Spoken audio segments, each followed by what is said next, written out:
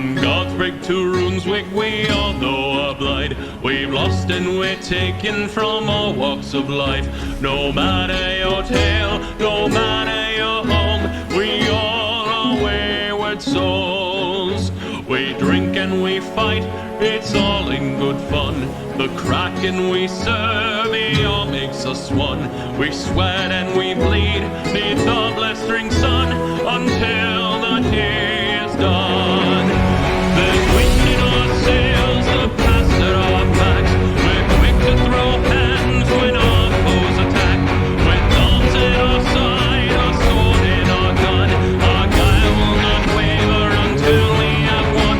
Though our histories differ, our presence the same. We all had our places we needed to play. Now we are your tale, now we are your home. We all are wayward souls.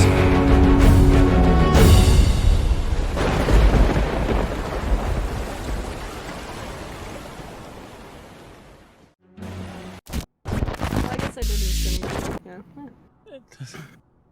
Yeah. Oh, shit. Oh, two people have to change. Hello and welcome. The highest bounty. Yeah.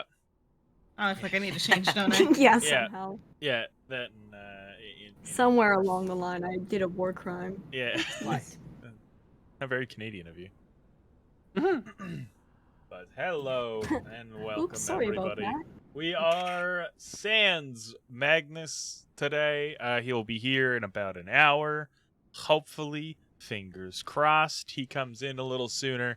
But he is just running a bit late, so he will join us when he can, and you'll see his wonderful face popping before some of us. Well, at least before I'll notice, because, well, OBS takes away my ability to hear.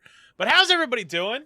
Players and people in chat alike, you guys good today? You having a good day? It is the first game of the spooky month. I got strawberry shortcake if anybody wants some. Oh, hell yeah. Yes, Okay. please. I can accept this offering. I will spare you in the duel. Oh, man. Not Flynn. I give you my portion, too. Thanks. Nah, it's too much. It's too rich for me, man. Goddamn! But yes, we are rolling into the chaos of all of this. I'm excited. This duel's been a long time coming. Mm-hmm. Before we get into the thick of it, as we ended right on the call for fight, Flint, Mm-hmm. I'm going to give you the option. When it came to the duel with the Hound, they just added their strength modifier. They duked it out, normal health pools, and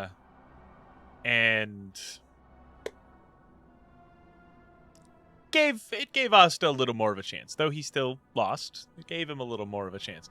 Now, do you want to do the kind of standard fist fighting rule set that I do, which uses D6s to make this go a little faster, or do you want to duke it out as normal, using your normal as if you were unarmed attacking a normal person in normal fighting standards?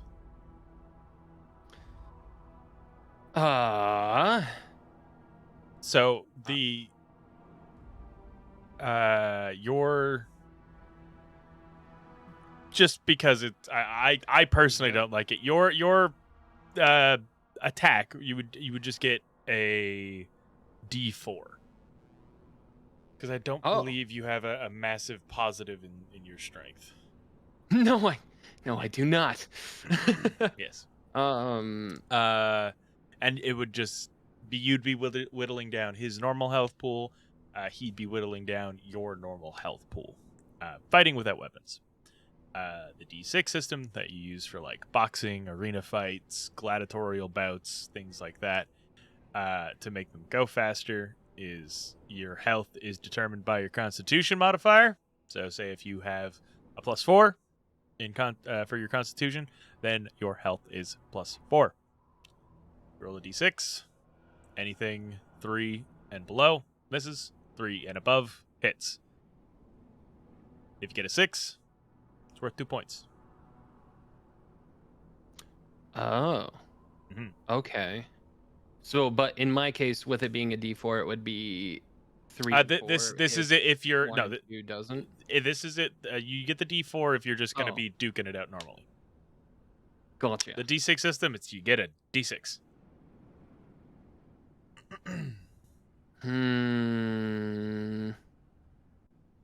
One goes faster, Yeah. but it's a higher outcome that you can get your shit rocked if they roll well, or you can rock their Right. shit if you roll well.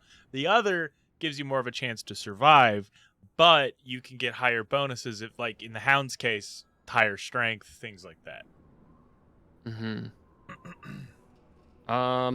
Let's. Let's D6 it out. Okay. What is your Constitution modifier? +2. Then your HP would be 2. Wait, what? No, I thought you meant with the HP plus that many. Okay, then I don't want to do that. I want to do the normal way. Okay. Yeah, no, it takes your HP based off of your Constitution modifier, because it's like how long it would take you to get knocked out. It's similar to when you're swimming, you get so many minutes of air based upon your Constitution modifier, kind of like how much you can take a beating before you're knocked down. You're done in the fight. You're KO'd. So you want to do regular way? It's gonna be a bit Yeah. longer, but okay. All right. We want to give these folks a show, right? We don't want this. I mean, y'all could both just roll. You're not a very strong individual. Neither is Jack. No. So this fight could just go like, but, it'd just be like, just two dudes standing on stairs slap fighting each other. Yeah, exactly. Well, as we last left off, these wonderful pirates, the Vanguard, had found themselves, finally, after days of anticipation, feeling much, much longer, at the Gala of Thieves. A gala held within Concordia by the Merchants Guild and the 5 pirate lords. Entering this beautiful gala after each of the party getting all dressed up, getting clothes from the storyteller, some custom adjusted and tailored. You all entered the gala and were taken aback by the sights, the foods, the sheer amount of people that are here. Conversing amongst the crowd, you did witness 3 of the 5 pirate lords of Concordia. A Leonin, an elf, and a very old human.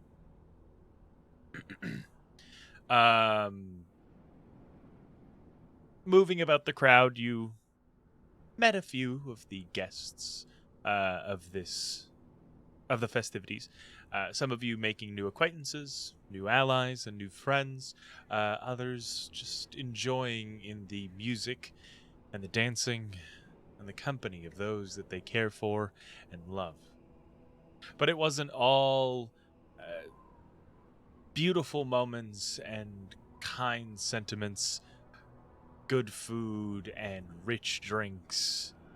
A duel was planned well before this gala took place. A duel was laid out. Flint, your fate hangs in the balance of one man. One man's honor. One man's willingness to fight fairly under his own family's made-up code of conduct.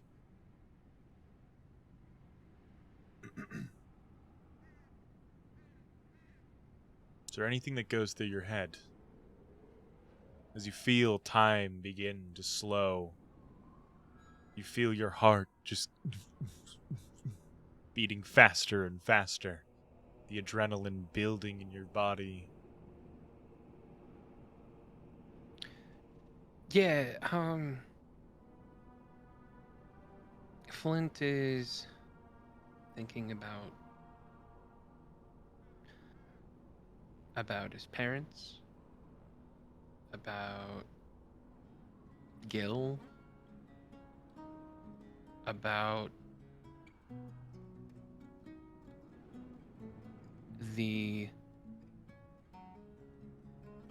about how the O'Connells have been pushing people around for so long that they are guilty of, in a way, sort of like a tyranny. And that angers him. And his heart's pumping hard, but it's also kind of erratic. There's a deep anger that he can't stand for this anymore. One way or another, this ends tonight. Okay. As you hear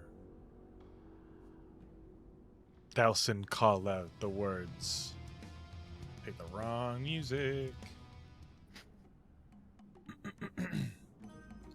As you hear Delson say the words, fight!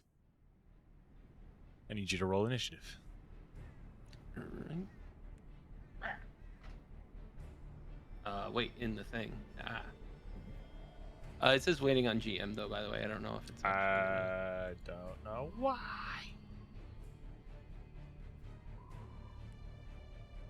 There. I was gonna say there's a couple people like not on the board on the side. I don't know if there's more you need to bring in. I just hit summon all players, so those people just might not have Tailspire open.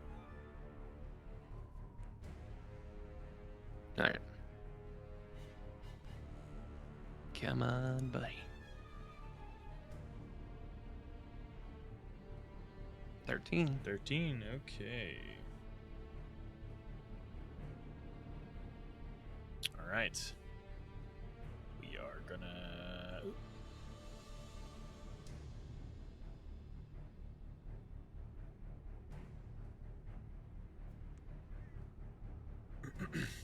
Something about seeing worms got me. Alright. Top of the round. You see Jack ready himself. But it is your turn. Okay. Now, we didn't say anything about spells. So I'm gonna cast Bane. Okay. Maybe. If it lets me. Or no, yeah. Oh wait, yeah. So that's gonna be charisma save. 13.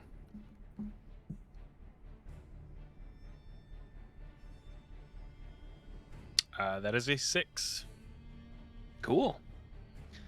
So now any attack or saving throw that you make for up to a minute while I'm concentrating, you must roll a d4 and subtract the number rolled from the attack roll or saving throw. Okay. As you kind of hum the soft tune and just bring your fist forward, taunting him, kind of gesturing him towards you, you see these like almost ghastly skeletal hands grab on to his shoulders. You watch as Delson watches you intently. Jack seems disturbed, but He keeps standing at the top of the stairs. Is that all you're gonna do with your turn? Would that count as like one attack then? That is an action. Oh, okay. Then Yeah. That is one action. Yeah. So if We're you, not. if, Hmm. We're not in attack of opportunity range. Yeah. If I were to. you can't make an attack of opportunity. Like he didn't move. He didn't. No. I'm saying if I move. No. Technically, no. Okay. There's 5 feet between you. Okay. All right. Then I'm gonna go ahead and make some movement. 1, 2, 3, 4, 5. Get the fuck away from me. All right. I'm just gonna turn on the grid. That way you don't have to count. Thank you. I almost. Oh, closed it. technically I could do 6. Sorry. As you make your way down the stairs, he just. It's supposed to be a simple little fight. And you decide it's magic and spells. You're gonna draw a dagger from your cummerbund.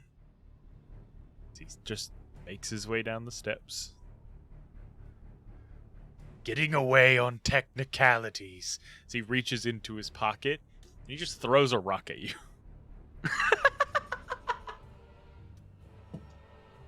That is a 17 to hit. Okay, well it hits. Where's my D4? Oh, there it is. 2 points of damage. As the rock hurls and collides with your forehead, you feel a little bit of blood trickling down, just kind of passing over your eyebrow. Spells, rocks, it's the same thing. Come here and fight me. Like a god's honest warrior. And he's just gonna stand up here. He's gonna raise his fists. He's kind of got that like old timey like see as he has his fists out. Like doesn't have like a boxer stance. It's a very untraditional stance. It's your turn. All right. Cool pocket rock move there, Jack. Listen, he casted a spell. He was gonna. There. Supposed to be a fist fight. Okay, fine. You want fists? I'll give you fists. And I come charging in and pow right in the kiss, baby. Roll the hit. No, not in the kisser. I miss. As your swing goes, I just punched my fucking microphone. As your swing goes wide, he kind of leans back, dodging out of the way. You feel your knuckles just push across the bottom of his facial hair. Do you have another hit? Yeah. No, fucking goddamn it, Dude, don't roll on the stairs. As you go to swing again, going for the gut this time, trying to go for a larger target, he just dodges out of the way. You feel your hand get kind of wrapped up in his coat as he goes, grabs your wrist. I have to hold up with disadvantage. Make a strength save. And Oh boy. 16 to hit. Oh, yeah. All right, hold on. Nope. 3. As he grabs your wrist, kind of bundling it up in his long trench coat, bending you almost like a 90-degree angle and bringing his knee up to your gut as you boom. You feel the food you've had and the alcohol up to this point begin to billow up into your chest. 4 points of damage.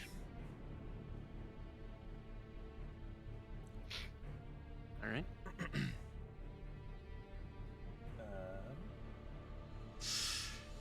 Now you casted a spell. 17 and 21 to hit. Mm-hmm. You feel two like heavy elbows bring down as the knee collides into your gut. Two heavy elbows bring down into your shoulder. They're not his, they're his echoes. That is 3 points of damage. I'm gonna re-roll that because that just bounced. It didn't roll. And 4 points of damage. 3 and 4. As you kind of drop down to your knees as he pulls back. Doesn't leave your range, but just lets go of you as you are on all fours on the stairs. You just feel vomit building in your throat as you feel the air just tense in your gut, in your lungs. Got the wind knocked out of you for sure. It's your turn. Probably lost concentration, huh? Yes. Actually, no, you have to roll for that.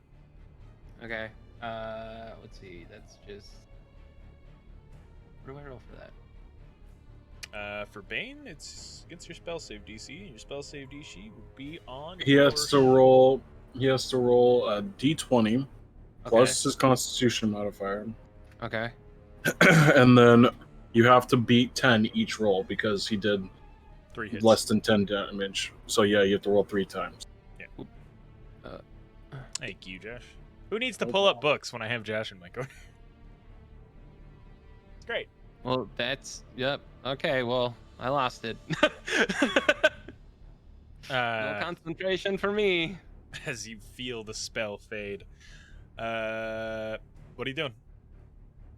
I mean, Flint gets himself up.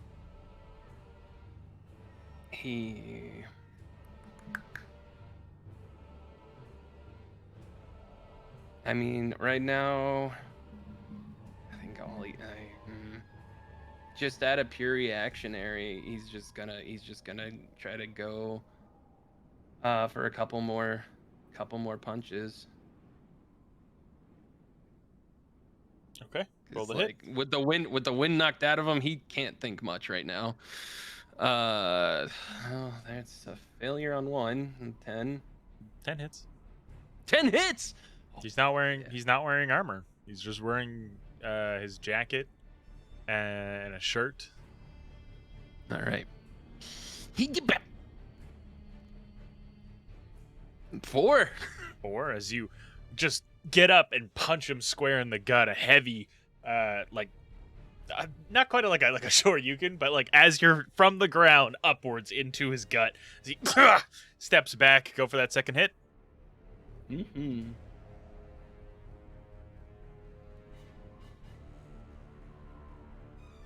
17. The second hit, a big, heavy right hook across the jaw. You feel his head snap to the side. There's bits of blood spatters out, and he steps back onto his back heel. That's all you're doing? No, because now he's gonna adjust his arms a little bit, and he can be like, "I can do this all day." God damn it.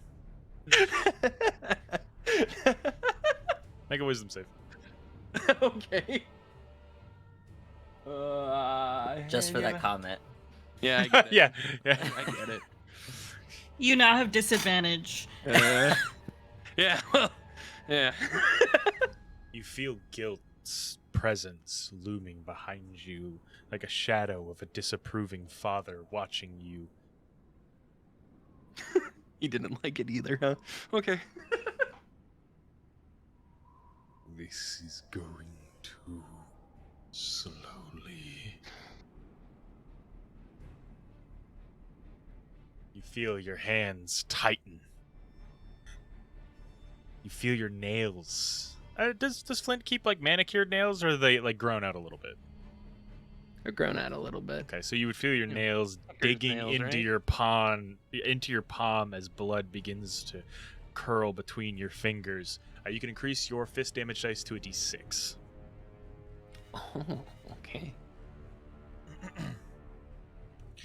Okay. He's going to lean forward and just headbutt you with no longer having Bane. That is a 15 to hit. Just hits. Okay. And I'm just going to roll the second attack as he is going to then clock you with a right hook. As again, 16 to hit. Yeah. Okay. D4, 3 for the headbutt, and a 3 for the right hook as he just drives the center of his forehead into your nose. Your head snaps back. You feel the blood trickling down and the taste of copper filling your mouth as your gums begin to bleed just as profusely as you feel the right hook collide with you. You swear some of your teeth are now loose as your head kind of knocks to the side. You stumble a bit, but you get back up. Those words echo through your mind. Not going to repeat the Marvel quote, but, you know, it's motivating for yourself. Yeah. You can do this all day. Lastly, make a dex save. A dex or a strength. I'll give you the choice. Okay. Dodge or brace. Sure.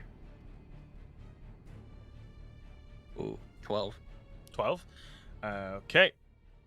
So you feel, as you kind of begin to get back up, the blood pooling out of your mouth, out of your nose, as Jack raises his leg, leaning back as far as he could and pushing his full weight into you with his foot hitting the center of your chest.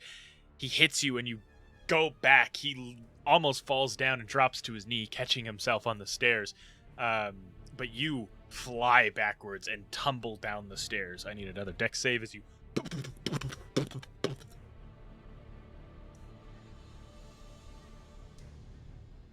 Seven. Okay. So 7. We are going to wait. Is the okay? The grid is on. We are gonna go 5, 10, 15 feet. 15.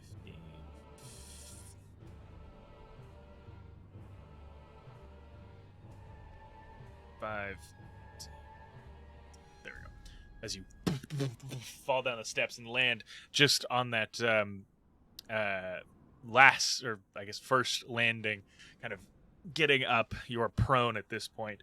I'm just going to roll a d4 for every 5 feet. 1, 1, and 1. Okay. So you take 3 points of damage. Okay. This d4 either... Hold on. I'm going to... 2... 3, 4. Okay. I was just making sure the D4 wasn't like in balance because there's been multiple times where I just roll 3, 3, 3, 4, 4, 4. It was like bouncing, not rolling. Mm-hmm. But no, we're fine. So yeah, you just take 3 points of damage as you feel the corners of the marble bruise your ribs, your arms. You've protected yourself enough to not like, you know, $1 million baby yourself. But you definitely not to keep yourself from rolling as far as you did. Be your turn. What are you doing? You said I'm prone, right? So... Yeah, you are prone. So it'd be half your movement to get up. Oh, okay. Cool. Well, I'm going to use... Yeah, I'm going to get up, and then I'm gonna get us on a level playing field. Okay. So we're going to the landing. Bap, bap, bap.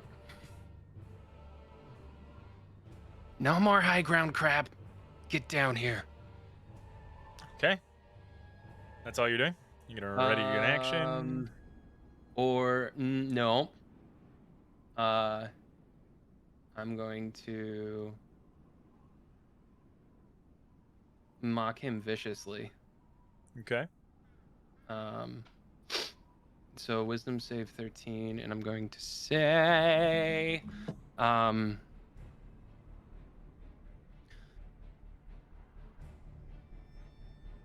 Sons of Argos, reign of tyranny ends tonight. You're too guilty, aren't you? And when he says that, his eyes like kind of spark blue. Okay. That's a 5. Cool. Just looks at you. More, baby. Come on. 7. Not bad. 7. Just looks at you with a snarl, and he rushes down the stairs. Just with his full movement. As he begins rushing down the stairs, at that last few steps, he's gonna leap and just go for a heavy strike, mimicking his brother's greater athletic prowess. I don't know another name for it. He's gonna Superman punch you. Oh, cool. I'm gonna give him disadvantage because he's a little scrungly man. That is that'd be 15 on the dot. My AC is 15. Okay, so he lunges forward, collides with your face as he jumps, throwing that punch. 4 points of damage. As he lands on the landing with you, he's gonna kind of turn closed fist as tight as he can, go for just a heavy backhand. That is a 13.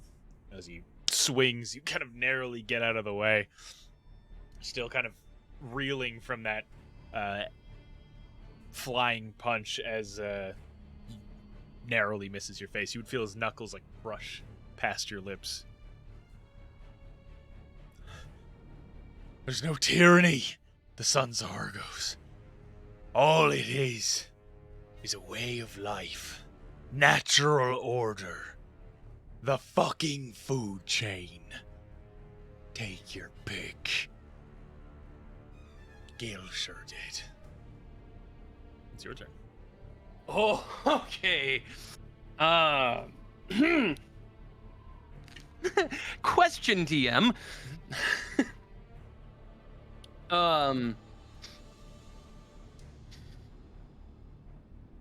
You know what? No, fuck it. I'm doing it. I don't care. I don't care. Yep. Flint is gonna go in for a swing. Okay.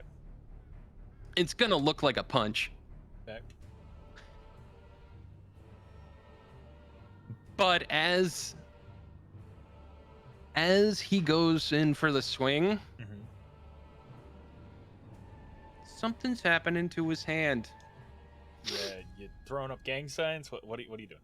No. His flames start coming out of his hand. You're summoning your sword? To summon my sword. Okay. All right. Are you trying to hide this, or are you just gonna... No. He's Okay. getting what's coming to him. Okay. Oh, he's here! What up, boy? Hey. Congratulations! Congratulations! Congratulations! So, Congratulations! I kept What is happening? I kept saying like, oh yeah, so when Magnus when Magnus comes, and everyone's like, what? He what? He like, yeah, when he gets here, when he comes, and I'm like, he what? So I'm like, okay, and then I think it was Adrian's idea or Adrian's or Josh's that we all just clap as soon as you arrive because, buddy, you've come. You came. Yeah. You came. You came. Ba-na-na-na-na-na-na. Good job. Cyberpunk noises. But well, you haven't missed. 6 minutes. You haven't. Please. You haven't missed much. We let the full like starting soon screen run. They're doing the long version of the fight instead of doing like the D6 system that's quick and dirty. Yeah. Well, things are changing now. Yeah. Well, you know, it's quick and dirty now that as Flint, you bring your hand back, you go to swing forward, roll to hit as you summon your blade.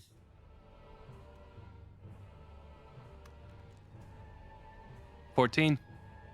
That hits. Roll damage. You got it.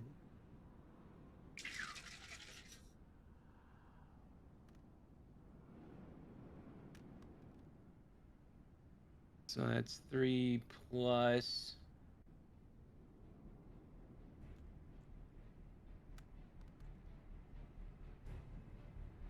So 9 points of damage. As the sword extends out of your hand, appearing the flames just engulfing the air in front of it as the blade takes shape. You go for this swing, but turn your hand enough as you watch the blade catch the corner of his jaw, where the jaw meets the rest of the skull, as it cuts and carves across a horrible grin on his face. Your fist still connects. Give me an additional d6. An additional d6? Yeah. All right. Because you're basically like cutting him and then punching him in the face.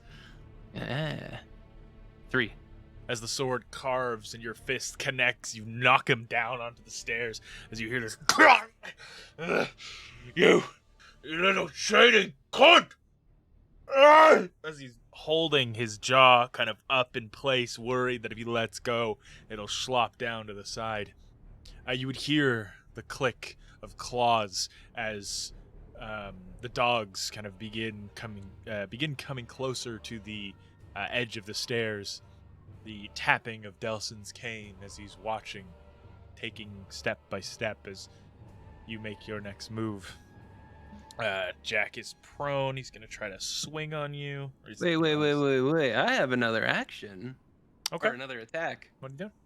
Which I'm totally using and saying, the food chain? You're preying on the weak. How dare you think that... Hold on. How dare you think that that is fair to anyone? You're guilty. You're as guilty as the rest of them, and I'll take you out one by one. 14. Are you stabbing him, slashing him? What are you doing? I'm slashing him again. Okay. So you drive the blade into his shoulder, kind of pinning him down to the steps.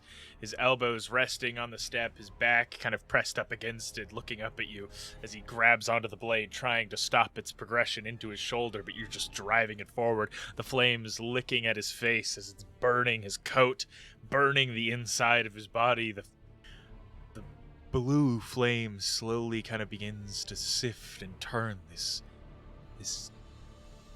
necrotic green. As you're pushing the blade in, you feel this anger and this hatred. You feel these cold skeletal hands wrap around your shoulders. You feel that disapproving presence from earlier behind you now, egging you on. The whispers, the voice of guilt echoing in your mind. Do it. As you hear the clicking of Delson's cane getting closer and closer, the dogs slowly following in tow. As you're pushing the blade in, he goes to swing on you, just kicking you directly in the knee. 8, so he misses. As you watch his foot just narrowly unable, like you can, as he stretches and kind of points his foot as far as he can just tap your knee, but he just can't quite reach, being as short as he is. He goes and he tries again. Oh, okay, 18. Yeah. He scoots forward. You feel the blade carve into his shoulder even deeper as he swings and kicks your knee. We'll do 4. 2 points of damage as it collides into the knee. Give me a strength save.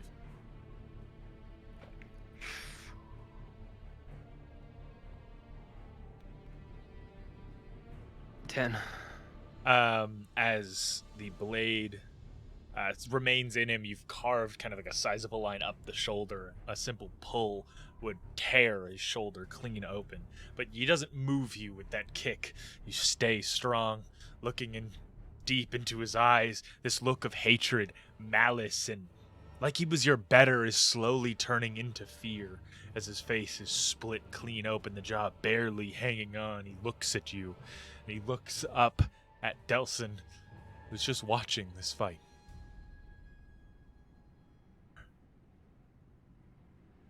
Come, end it. I cheated. He brought a weapon. He snuck it, or something. This is not the terms. End it. Delson stands there. Jack looks back to you. What do you do?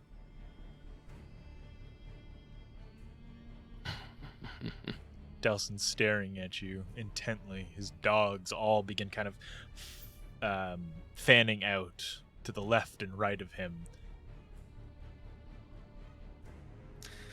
Kind of shoulders back, ears back, and pointed forward like 4 hairy missiles.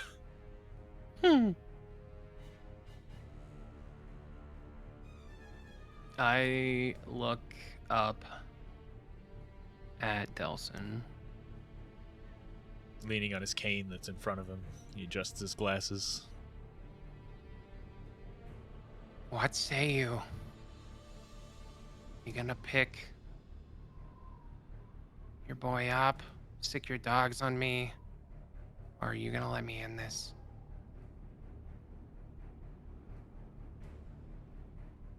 He takes off his glasses, wipes them on his shirt while still holding the cane, puts them back on. He clicks the cane on the ground. It echoes on the marble in the staircase as the dogs sit. Kill him. Jack looks back up and, wait. No, as he goes and reaches for you. He's trying to grab the blade, trying to pull it out of your hand. How do you want to do this? Okay, so Flint looks back down at Jack with a look of a twisted joy. He's been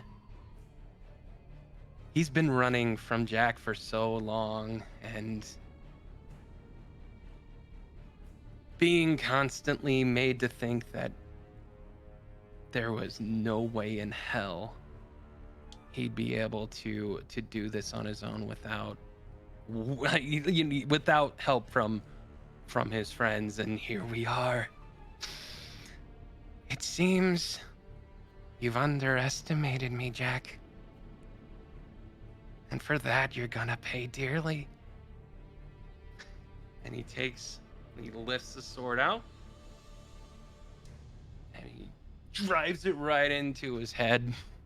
As he just kind of opens his mouth as you say, pay dearly, trying to get out a word as he just mutters, it's the same food. Shock! As the blade parts his 2 front teeth, entering his mouth and goes out the back of his head. You watch as he begins to go limp, his eyes cloud over, and you feel this drawing force as the flames in your sword snuff out, the blade still glowing that necrotic green as you watch Jack's face go gaunt. His eyes get heavy with just deep, dark bags as you feel this drawing pull into the blade as Jack falls. The blood not even pooling, like the corpse has been sitting there for a few days. Delson at the top of the stairs watching you, intrigued.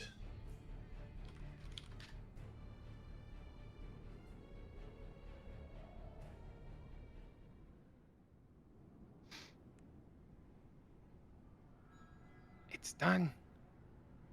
Well, so what now? What now?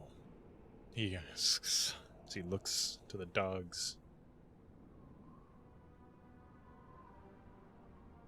You've killed my brother. A family member. Something that is taken in great...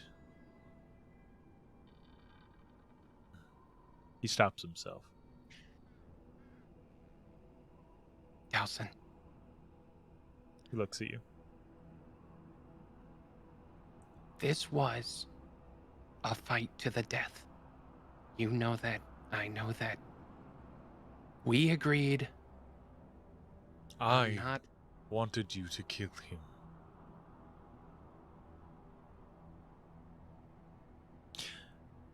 You see, as he takes a step down, the dogs remaining on the step above, sitting, staring at you.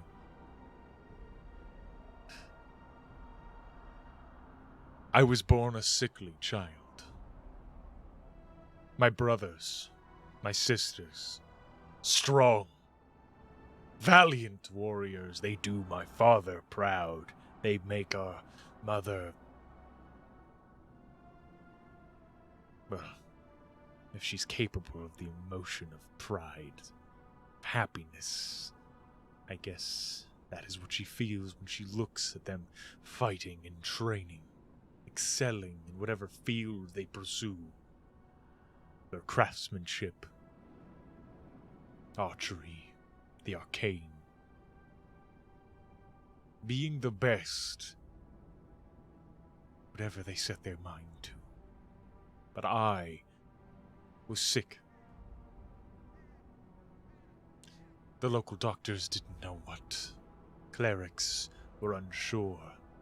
Paladins unable to bestow their aura upon me. I couldn't go outside and train, and even when my constitution built itself back up to a mere common person's standard, I was years behind. My younger siblings, my cousins and nephews, were surpassing me.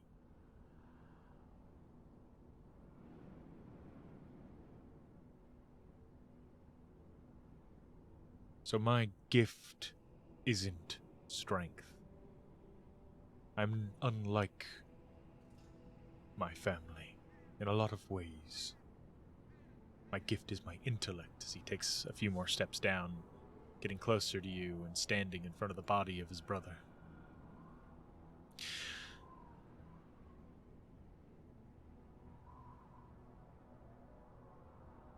Not all of my brothers are as stupid as Jack was. Jack enjoyed the hunt, enjoyed killing, taking the lives of those who slighted the sons of Argos. Was like a gift to him every time he got tasked with a new target to dispose of, to go and search for. It was like a birthday gift.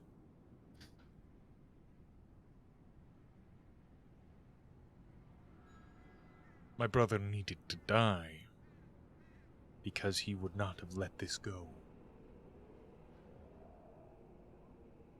He was told to take out your precious Gil and his family, him and his son. They assumed you were that son. When he was proven wrong, he was wrought with obsession, wanting again and again and again to find you. Even when I gave him the knowledge that Gil had a son, the child was not this tiefling, he's still obsessed over you, wanting to finish a job that wasn't his in the first place, to take you out, even if you were to give over the key and pay every debt to the copper. He still would have obsessively hunted you, and for that, he was weak. You say a food chain is wrong, that we run on tyranny, that you're going to rid the world of this tyranny, to take out the guilty, but do you not see that you are just the same? He was weak, and you are strong.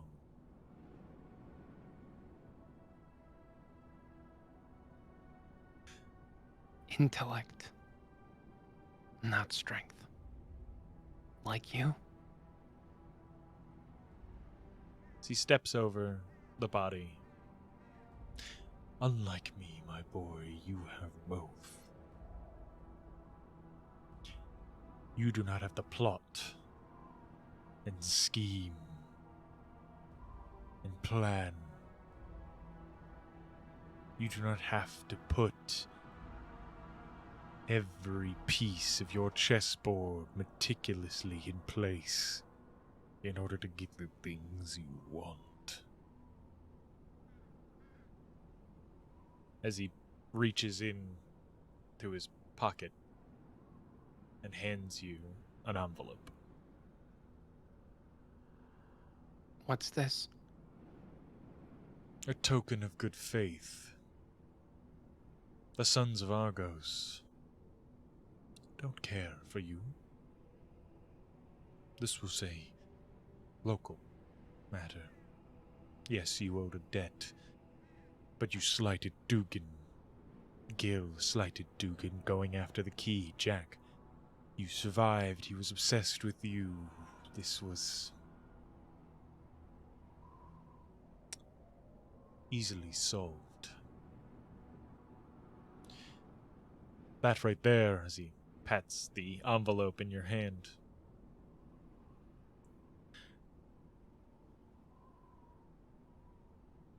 Is the best amount of research I can give to a potential location of the second part of the key you search for. Dugan hunts for this key because he wants to be Mother's favorite. He wishes to find it, to bring it to her, to make her proud. And though he is my younger brother, if he returns with even a fraction of that key, he will be higher in our organization than me, and I would rather personally choke the life out of each of my hounds than have that bald imbecile even a step above me. So best of luck to you, Mr. Lockhart, finding this key.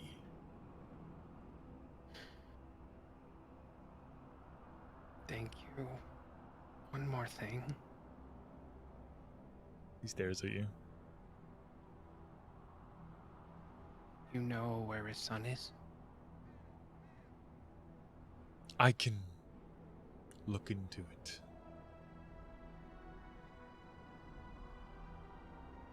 It was an unknown to where Gil's son might be. The two hadn't spoken in some time. But if you go and find him, he's your next target, I isn't will he? send correspondence to you. I do not care for some washed-up bard's bastard. I have bigger things to worry about. Okay. We'll be in touch. We won't. Okay.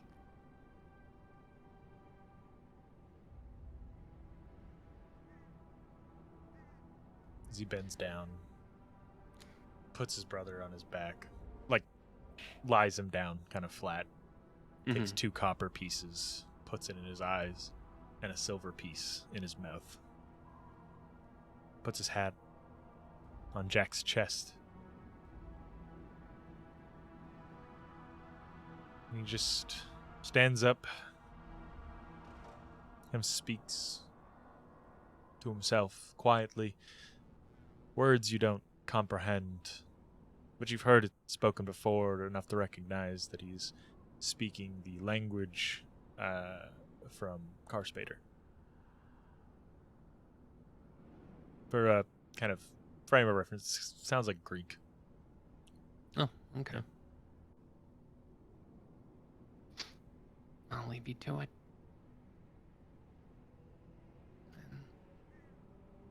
I'm gonna walk away. This is his time. This is not my time. As you make your way up, you see the Kraken standing at the top of the steps, arms crossed. He walks forward and he sits down on the steps, looking at Delson, the body of Jack down below, and he pats the step for you to sit with him. I take a seat. Okay. We're going to jump over to other people. Inside! What's everybody doing? You would see, I guess the only person to notice this would be Mint in her ungodly perception, unless she's goo-goo gaga over Asta. And Kadan, who's sitting by the door. You would have seen Flint go outside with B, and then B come back inside by herself. If I would have noticed that, I would have been looking out the window probably when the fight started. Yeah, you would have seen everything going on, and you would have seen the fight kind of descend down the stairs. Do I see? Like, Kadan would be out there. Yeah. Who's the closest person to me? Like, Alicent. Oh, Vanguard. Uno and Malachi are dancing. dancing? No, this is post dance. Everybody would be separated. Then I they would would have be started over here. going towards Kadan. Oh. Well. Okay, well, whatever he's coming to me first for, we'll do that. Sure. Kadan's staring outside. Cutter just like hands a turkey leg to you, Malachi. He's like eating. Whoa. You just see like a platter of like. It's like a wooden bucket filled with like ham steaks, turkey legs, a couple potatoes, like just random things just thrown in a bucket. Did you guys eat all of this? Slowly. Yes. Making our way through it, yeah. He's like the only person who can eat as much as. Gods. Okay. You doing all right, Kadan? The food is good. Kadan would like look out to like the ballroom, like everybody dancing. Like, the people, not so much.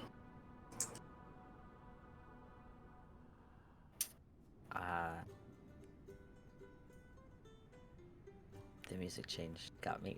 Sorry. Can I insight Kadan? Sure. Is there anxiety? Is he like suppressing anything? Or Are is you he, trying- like, just kind of chilling?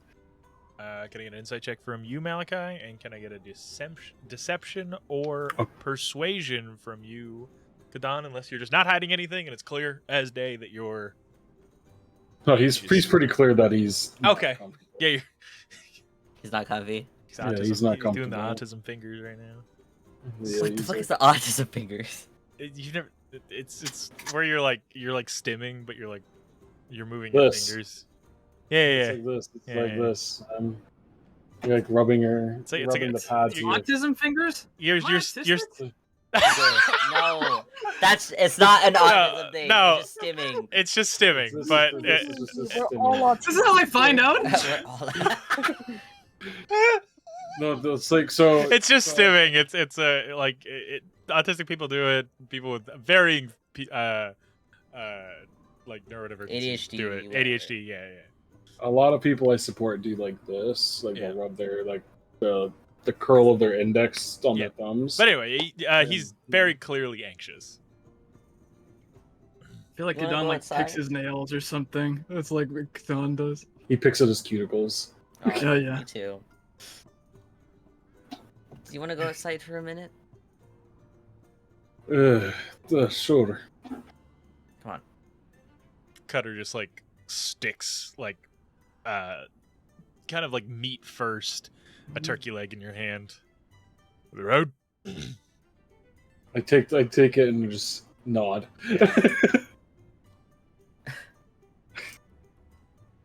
Have you had the food here? It is so good. I'm okay right now. This bee's just waiting by the door. I eyeball her as I walk by. She looks at you, gives you a little wink. I don't know what that means, so he continues. Can I ask you something, Don? Hey, what the... Why exactly is it that you're so nervous around this kind of crowd? I'll look back into the ballroom. Although there are not the same faces, the clothing is more or less the same. Clothing. Of high society. People looking down on me in the pit, cheering me on to fight, booing, hoping I lose. But that's not really the case here. It feels familiar. I see. When I look out into that crowd, the only people whose faces I truly see are all of you. I saw you dancing with that man. I saw you dance with Uno. I could see Magnus and Sinclair having a wonderful time. But everybody else, when I look at them, it just reminds me of the angry faces I would see in the crowd. People upset that I won, people upset that I lost. And it still feels that way. I never really overcame my what is word fear around crowds because of it. If you remember when we first went to Torgora and we were walking through crowded streets, I did not do well there either. Even here in Concordia, when we are walking into really crowded streets, when I see masses of people, it just reminds me of it. I feel as if people are not... It is not natural for people to be this bunched up.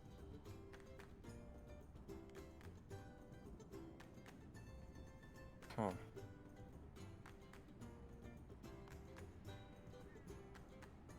Well,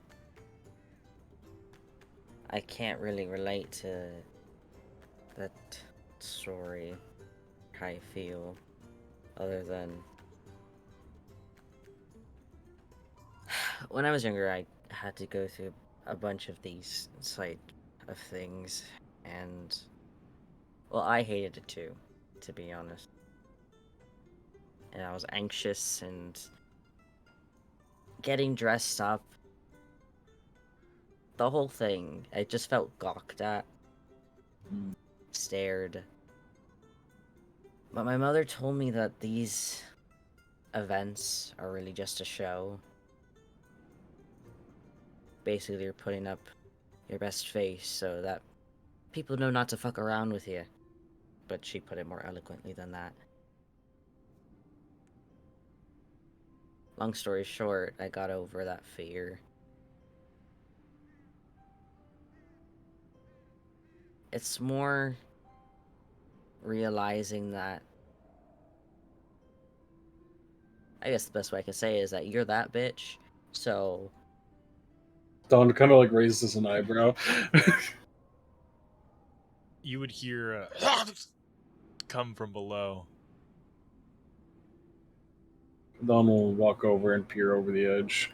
You would see Flint pulling his blade from Jack's head, the two conversing, Delson and Flint. As Delson gets closer, the two talking, They exchange some type of paper. Jack is dead. Looks like Flint won. Good on him. Maybe we can trust him by himself now. I always trusted him on his own. I think the one that will have to convince otherwise is Uno. Well, You'd see him walk up the steps, the Kraken also watching the two sit side by side. Gonna look over at them and just tell the Malachi. You know, you say that you used to hate these things, but you grew to like them, it would seem, and you seem to be very good at it. You know the walk, you know the talk. It is. You're trained for it like a fighter is trained. Make it look easy.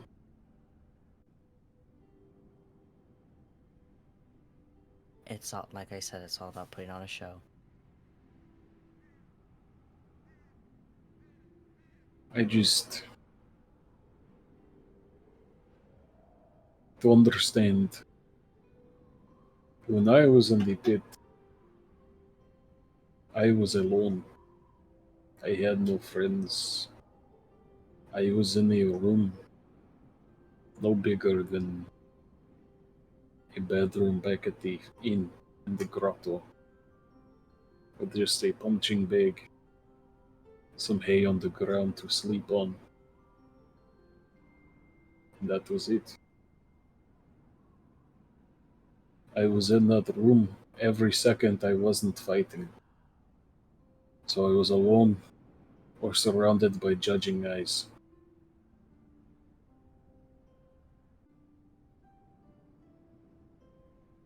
I'm still trying to adjust to not being alone.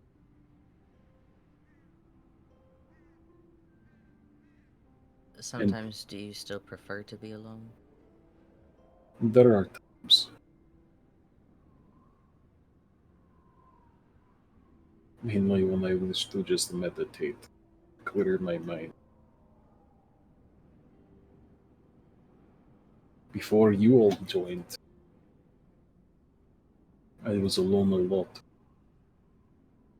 I would do what Kraken or Sinclair asked me to do on boat, but I would do it on my own. But with you all here, I have learned to surround myself with people that I trust and I care about.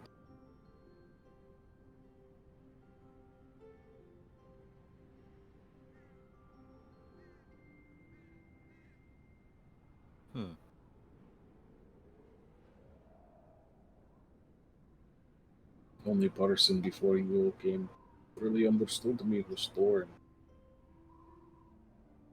But she is also alone, as you know. I'm sure that slowly we can pull her in. I think she would like that. As I look back to the Kraken and Flint. We're gonna pull inside before I go to that conversation. Uno, Asta, Mint, Magnus, what are y'all doing?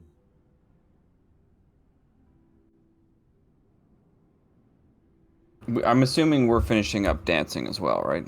Yeah, there's been like a couple more slow songs. More people have come up to dance. Some of the songs faster than others, but Okay, he'll pull Mint out of the side. I just need to take a quick break outside for fresh air, then we come back and we can do something else or whatever you like. Of course. Would you want to be alone, or would you like me to come with you? I mean, if you want to. I just need to get out. It's very warm in here. Understandable. I could use a look at the night sky, I think. All right, let us go, and we shall head outside. as the two of you head outside. Magnus, Uno. I just put my hand on Magnus's shoulder as I come around him. And, hello, Maury. Maury just gives you a nod as he's eating and kind of drinking. He's like he's kind of double fisting food and just like grabbing they're little like very small kind of round potatoes. He's just kind of eating those Brussels sprouts, and then he's got his drink and he's holding the tankard with his feet. Oh my god. Having fun, Magnus. I was about to ask you the same. I haven't seen you about an hour or so. Are you enjoying your night? Do you want an honest answer? Always. Always.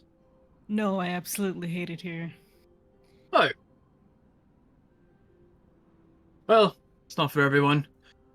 If you don't like crowds, I suppose. I saw Kadon over at the wall there with Kata. I suppose they're not too fond of crowds either. No, I've been enjoying the night. Sinclair and I were dancing earlier. I spoke with Mr. Marlin. I think that's probably the last time I saw you was when I was over there. I've just been trying to keep an eye on everyone. I met a vampire. Did you know that they're here? She kind of looks around the crowd real quick. No. Yes, he You offered me alright? his wine, and it was blood. It was terrifying. Did you drink it? Well, I thought it was wine at first. Yeah, I took a sip, immediately almost regurgitated on the floor. But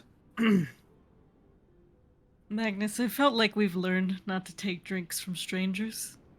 well, I'm a very trusting person, Uno, and the guy was a chipper old lad. Okay. I did not know he was also a swindler. Okay, he is a smuggler. She told me afterwards. I would have liked to known that before he offered me his wine. It was like like patting his shoulder, doing that parental nodding of like, yeah, okay. Well, be careful. Call me if you need anything, okay? Us. She just kind of gives a nod to Maury and Sinclair and They nod back. continues along. As she walks off, Magnus turns to Sinclair and just he says, "Sinclair, I'm sorry if I overstepped my boundaries or overstepped a boundary earlier. My curiosity got the better of me, and I thought, maybe asking in a coy way Takes your would have hand. seemed charming, but I understand it maybe felt you uncomfortable. Lost my words." Magnus, it's all right. Truly, it's fine. There's nothing to apologize for. He kind of rubs like your hand / like forearm, like the top of your hand and your forearm. We'll go for a walk. How about that? Head outside, get some air, talk about a few things. Right now? Okay. Maury's enjoying a meal for one. Maury's just he's got like a plate of Brussels sprouts and potatoes and that's it. Like he just has a big old plate of like sides. He's just eating. Does he have like butter all over it? Yeah, they're cooked, and so there's like butter yeah. and it looks very good. Did he bring lemon here? No, that's just on his mini perpetually. But lemon is. I was wondering. Lemon is He just had lemon in the seat beside him, or eating lettuce or something. Nah, lemon is unshrunken and back at the grotto. So. Oh, okay. Yeah. So I guess we head outside. All right. Uno, are you taking a walk outside as well, or are you staying inside? I wanted to talk to Captain Locke if he's not like actively in conversation. I just talked to like a handful of people. You can see like Liam, you see like some Sons of Argos guys, you see some other random like pirates and individuals, and he's just sort of like they're all conversing with each other.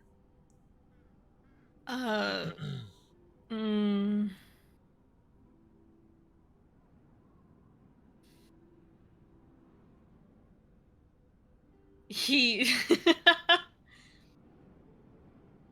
yeah, she wouldn't interrupt him then. Okay. She's too awkward for that. um she'll just go to the food, grab like 2 plates, and then Thorin's not in here, right? No, Thorn, as far as you're Thorn's- aware, is outside. Then yeah, I'll grab 2 plates and then I'll start making my way out. Okay. All right. We're gonna cut back to Flint. Actually, so we'll do. There we go. So Flint, so you're sitting down next to the Kraken. Pats you on the back. You handled yourself well.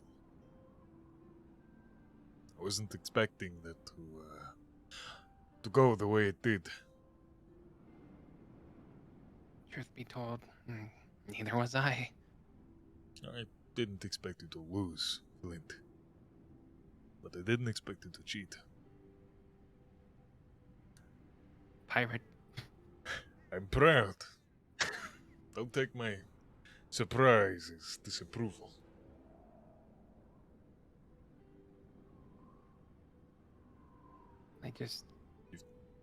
I don't know, he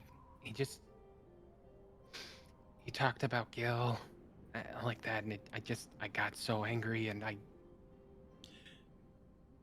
You're growing into your boots. Your Thanks. coat, your hat, it's all beginning to fit. You're shaping up to be quite a pirate. That's that means a lot coming from you.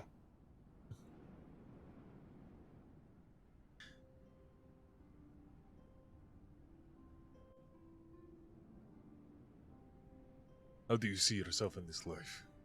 Do you see yourself as a journeyman, a swashbuckler, somebody who lives this life through and through? Do Well, you see yourself leaving soon? In the far future? no, I don't. I won't lie to you. I resisted for a while. I was scared of Dying. dying, of all the running. But I don't know, as of late it's been a little thrilling. Kind of like it. And I mean, I don't have anywhere else to go. So why not go everywhere? Well said. I heard the others are leaving. Maybe not permanently, but taking a step away from the ocean, the ship. Are you going to do the same?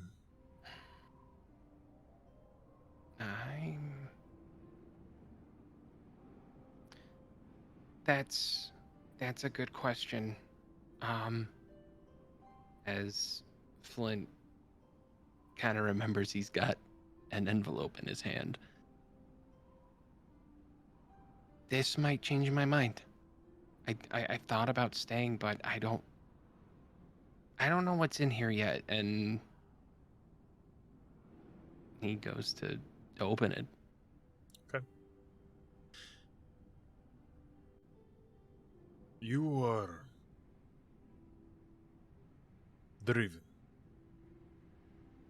molding yourself into a pirate that will have a legend great and sung about someday. Should you stick to this life, it could be very prosperous for you. The others are leaving. They say they will come back, but some of them may not. Some of them may stay gone wherever they end up. Such is the way of things. 3 weeks turns into 3 months, turns into 3 years. It is... Life is unpredictable. So you open envelope. It is just documents, shipping manifest, a small map, a little kind of panning through it, little bits of information that point you in the direction of the second piece of the key of Santo Antero. The second piece of the soul key.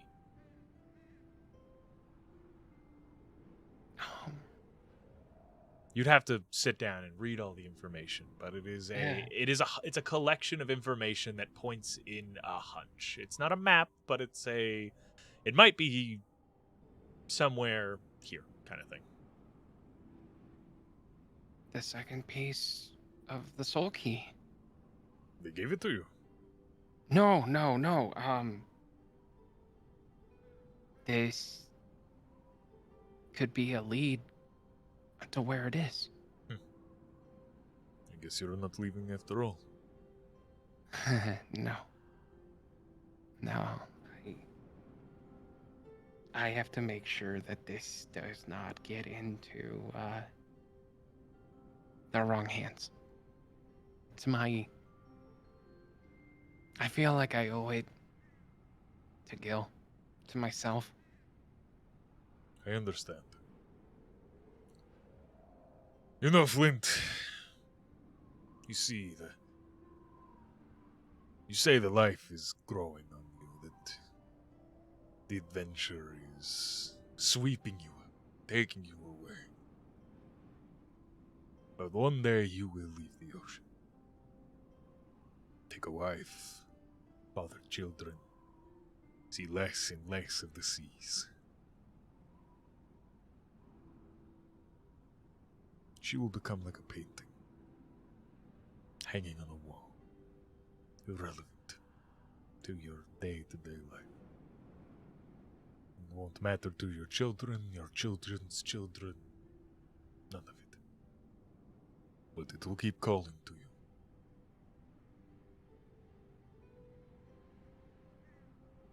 Whispering to you in the night.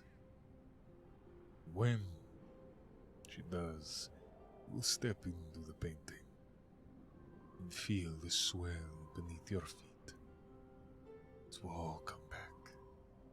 Every memory, every adventure, every chest filled with gold, every curse, every beast, and every fair maiden in the port. It never truly leaves you. Even when you leave. Did you ever leave? No. There was times I wish I did. But I've always been a few steps away from that embrace. The warm, but cold, violent emotion of the Bitch Queen's realm, her domain. The seas are all I know.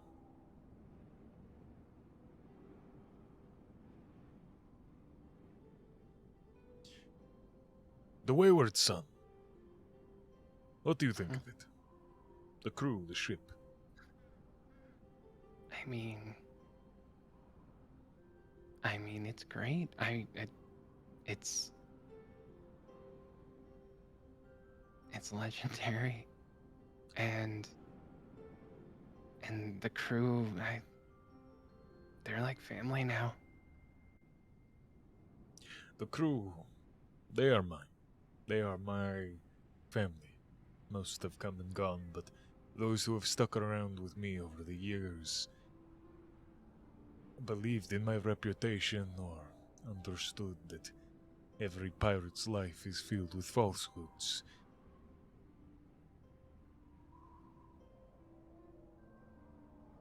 They are my family. I see that. I understand that. But the Wayward Son has a bit of a reputation. Not us, but the ship itself. Similar to the most profitable whore in any port. It's been passed around from sailor to sailor. captain to captain. A former Sons of Argos vessel, but before that it was owned by smugglers, assassins. Built by monster hunters. Specifically of the sea. Ages ago. An old vessel, repaired and refurbished over time. It's never needed repairs like this.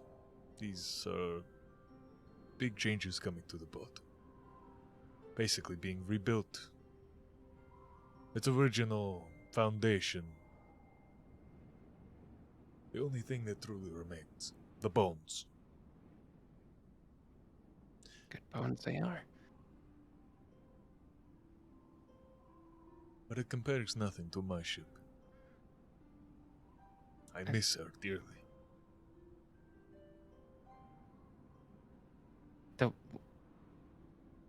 The Wayward Sun's not your ship? Like I said, it's passed around like a whore. It has seen many captains. But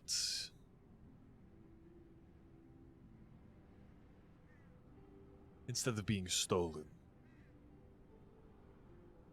or me being killed and it taken from me, I want to see its next captain is properly selected.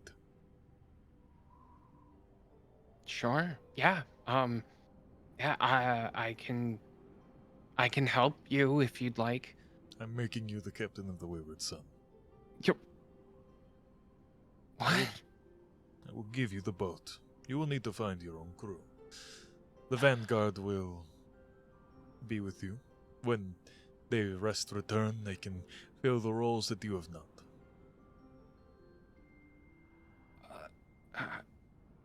But I yeah. plan to get my ship back. Tonight.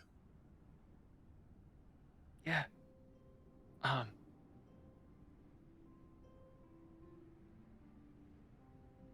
Sorry, If the Vanguard all decide to mutiny and take or make a new captain, well, that is not my fault. fair. Yeah. Oh, mute. They wouldn't. They wouldn't They do wouldn't, that. probably. Okay. Wow. Okay. Okay. And we're gonna help. We're gonna The- get you your boat. Yeah. The only step a captain can make in this life. You make your way on a crew, you build up the ranks. You might see the average sailor reach first mate, quartermaster, or some other officer's position, but very few reach captain unless they prove themselves. What you did down there, how I've seen you build yourself up from this cowardly child to a prosperous young man. You have what it takes to be captain. As he looks over to where his Kadan is. Like my son. But if my son ever takes the reins, it's going to be of a real ship. My ship. Or a ship that is built from the ground up as his own idea.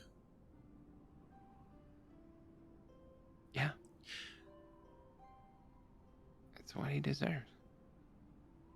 The only other way a captain can grow is retirement or forging a fleet. There are many of the pirate lords have their own fleet. Captains that serve them, sail with them, working together, multiple boats. It is something I never got to fully achieve. In all my years of sailing, I've worked in fleets, but I have never commanded one.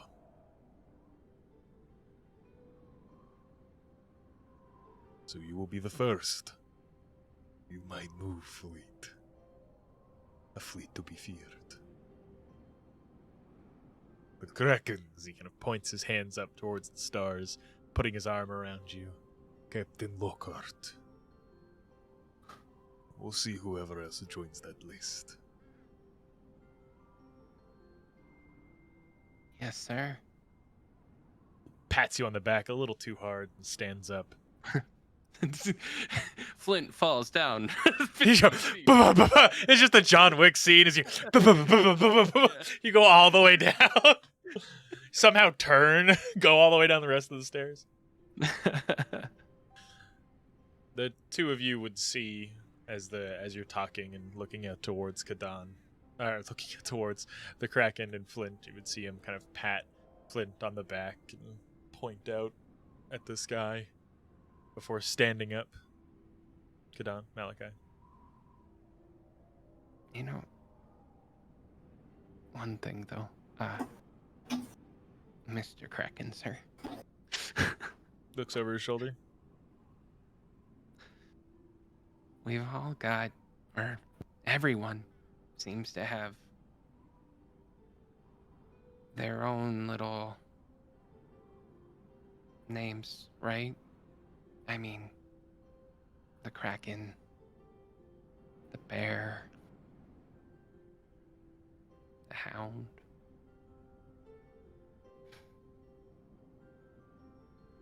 The Rake of Runeswick.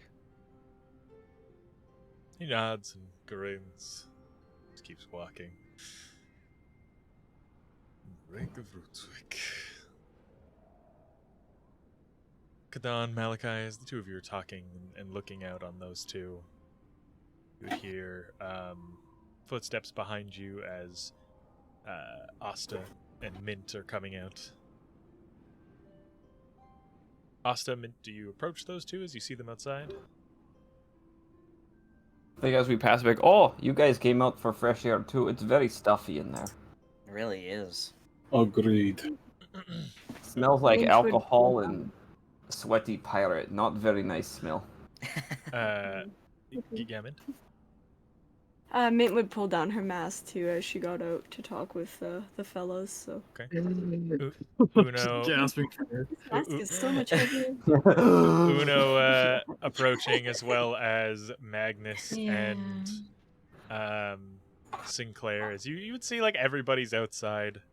The gang's Just not here. Continue Everyone's to out here. walk. Huh? Yeah.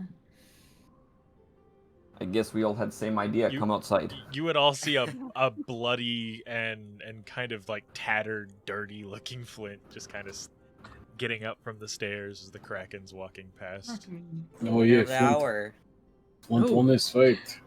As fight. as he goes to pass me, I sort of get like You just pass mom him one of the well, no, the pull out your Kraken. rag, wet it, and throw it like, what do you... I hand the Kraken the plate of food, and I just go, "Make sure you eat." She sort of like tilts her head, Sutri, and she comes and checks on Flint. You can watch him like he's like looking at the plate. Did you grab anything specific, or did you just grab like whatever plate was like left there and prepared? Did you prepare a plate, or did you grab a prepared plate? Is what I'm asking. No, I prepared a plate. Okay. Something she would find comforting, like something Bertrand would put together for her. Okay. So like he's like kind of looking at it, like he's eating, like grab some of the meat and he's eating it. He's like eating with his fingers. You see like every once in a while he'll like grab like a Brussels sprout and he'll fucking like throw it like over Oh the my God. edge, and like he'll like find something he doesn't like and he'll just like toss it like a rock. Just You eat that shit. yeah. Is he eating under his mask? No, he pulls it down. They're by the door and everyone's kind of mostly inside as he kind of tucks in with all of you guys. Is he I don't touch Flint. I don't even clean him off. I just well, I mean, I'm here. Jack's not.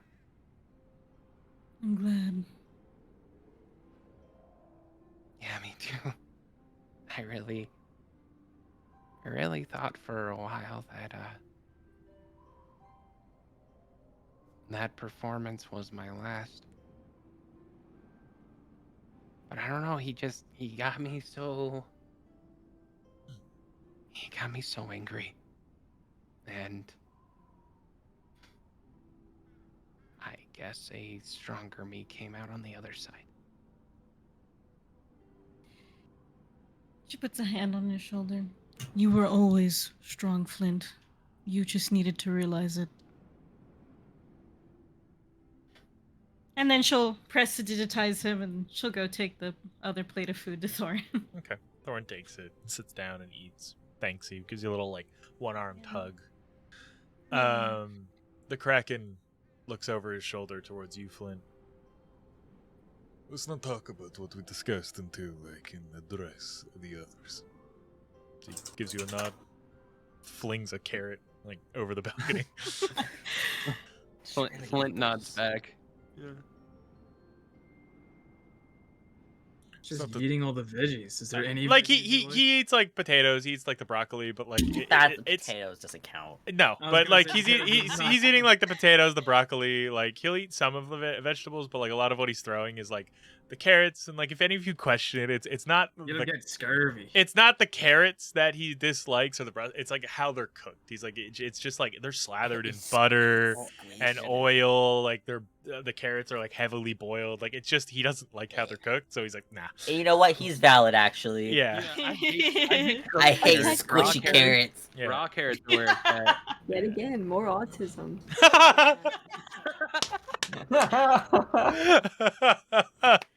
We love representation.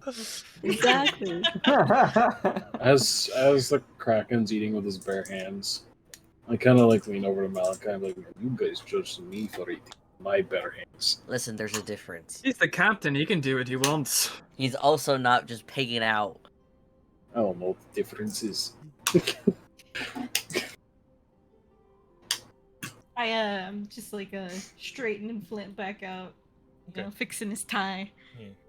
Luckily, Smoothing most of down it, his like hair his again, his yeah. clothes aren't ripped or anything. Like he was just like dusty and a little bloody. Yeah.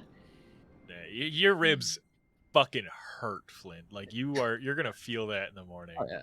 You fell down marble stairs. Like you Oh. found a way for it to be worse than falling down concrete. Concrete.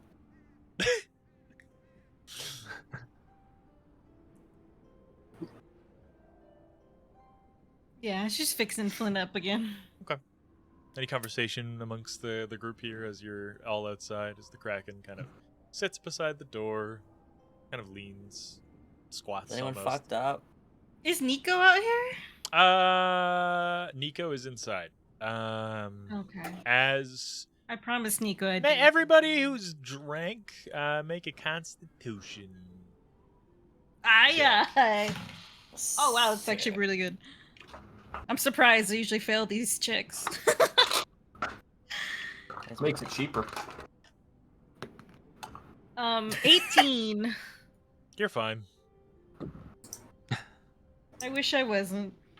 I got 24. You're okay. 9.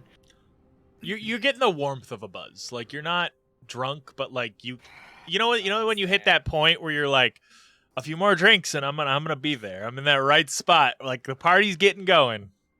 Malachi, you okay? Your cheeks are purple. Like a Why do you deeper look shade. like this? Is it a good complexion, though? It's been a while. Is it nice? You're as beautiful as always, Malachi. Stop. Just kidding. Go on. You've gone from purple to mauve. Mauve. Oh. Yes. Oh.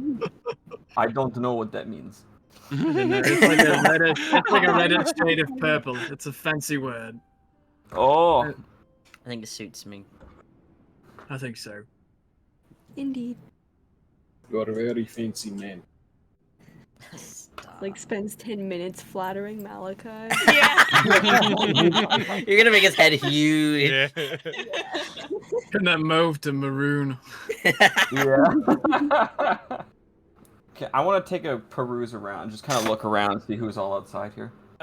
Sure. Make a perception check. 18. You can see Thorin, the Kraken's out here. You see Dominic Maxon and his father. Christopher, the announcer, is still up on stage and kind of counting a bunch of money on a small table he's grabbed up there. You see Talia, Nobody else out of the ordinary.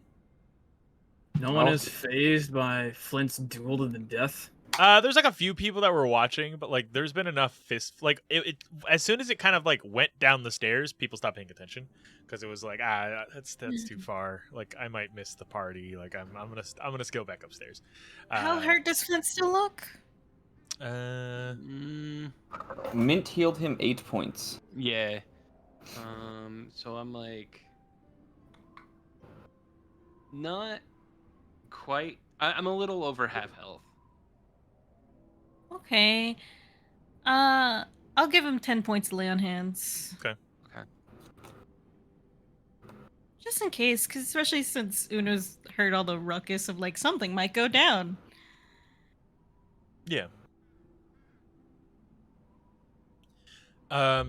As you're all conversing, Malachi lights up one of the the bloods. Okay. And it starts offering around. Puff, I don't pass, know. guys. The best blunt rotation. Malachi and Magnus. Gran gave me some of this food here. I don't know what it is. Let me smell it. I'll hold out the bag or whatever. It's a small bag with a little brownie in it. I sniff it. That's a drug brownie. Oh! She gave you the good shit. What do you mean, good shit? It's like this, but you ingest it. Oh. And maybe in like an hour or so, you feel the effects. Just gonna look down at it, smell it. Does it smell like shit? It does. It does not smell good. He's just like, it doesn't smell very good, but I believe you, I think. Well, if you don't like smoking, it's an alternative. Una's actually not gonna smoke any of the Goo Goo Ganja? Yeah. You hear a shattering of ceramic. The fuck? From? The Kraken like throws the plate when he's done. I'm done with this. And heads inside. Mint would try and have just a little sip of the joint to look cool, but then end up just a little sip. Instead of coughing her lungs out. Alright. She's so cute.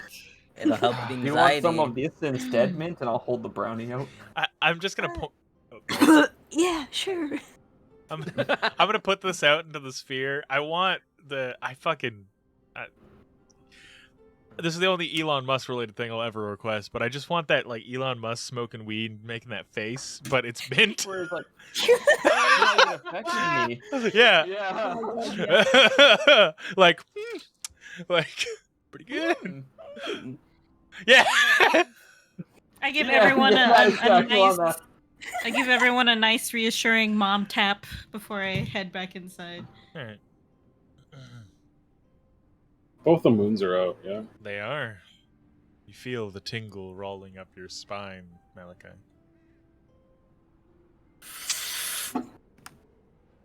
The devil's weed is quelling it, but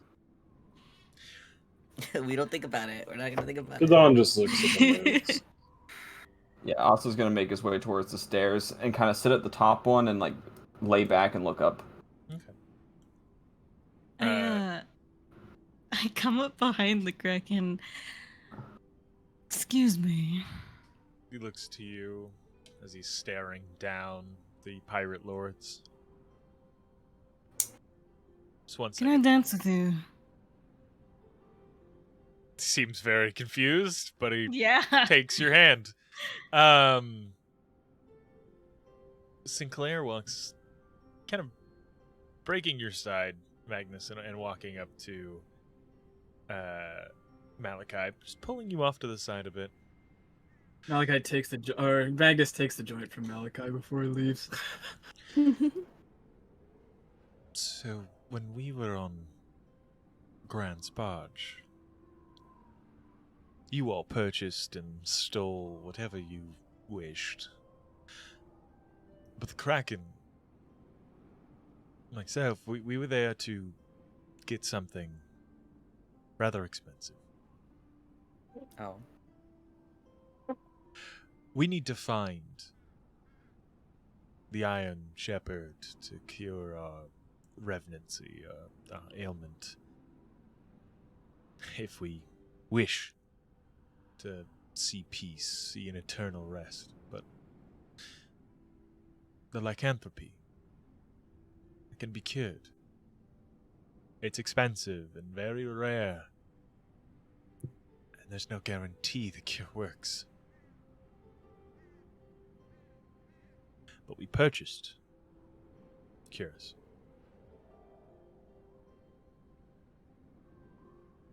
Three cures. One for me, one for Cobb, one for myself. One for the Kraken, and one for myself. Now, I wanted to take them right then and there, I'll be honest with you. But the Kraken suggested we give you an offer.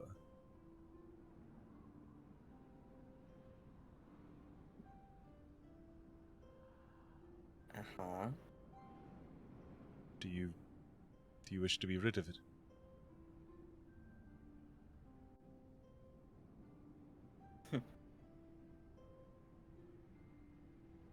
You know, I think if you asked me a few months ago, I'd probably say yes.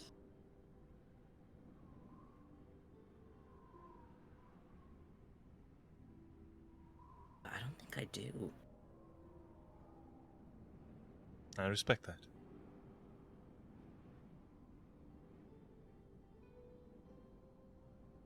I have plans. Best of luck with them. I appreciate the offer, though. Don't thank me. I wasn't going to give up mine. The Kraken? Well, it was the Kraken's idea, but Cobb was the one who offered. Cobb? Give up his cure if you wish to be free of it.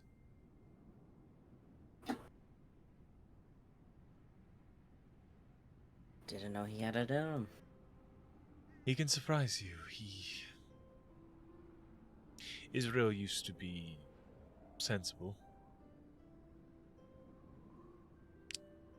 The shepherd changed him in a lot of ways, brought out a lot of his worst qualities. Does that mean that he's also staying afflicted? He's. I wish to rid myself of this. One less thing that reminds me of the Iron Shepherd. Fair enough. The Kraken is going to rid himself.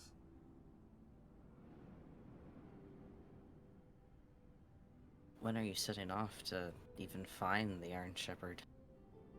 That's a problem for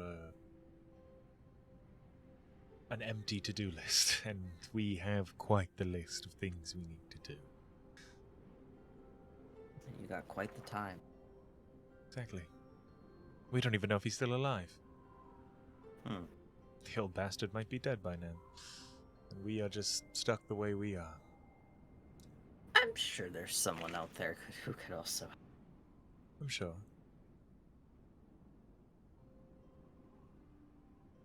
If I ever wish to die with someone I love, as he looks past everyone and towards Magnus, just kind of leaning on the banister and smoking. I'll make a deal if I have to. If you're free of every curse. Do you love it? Pats you on the side of the arm and joins Magnus. Takes the weed from him. I'll join the others. Okay.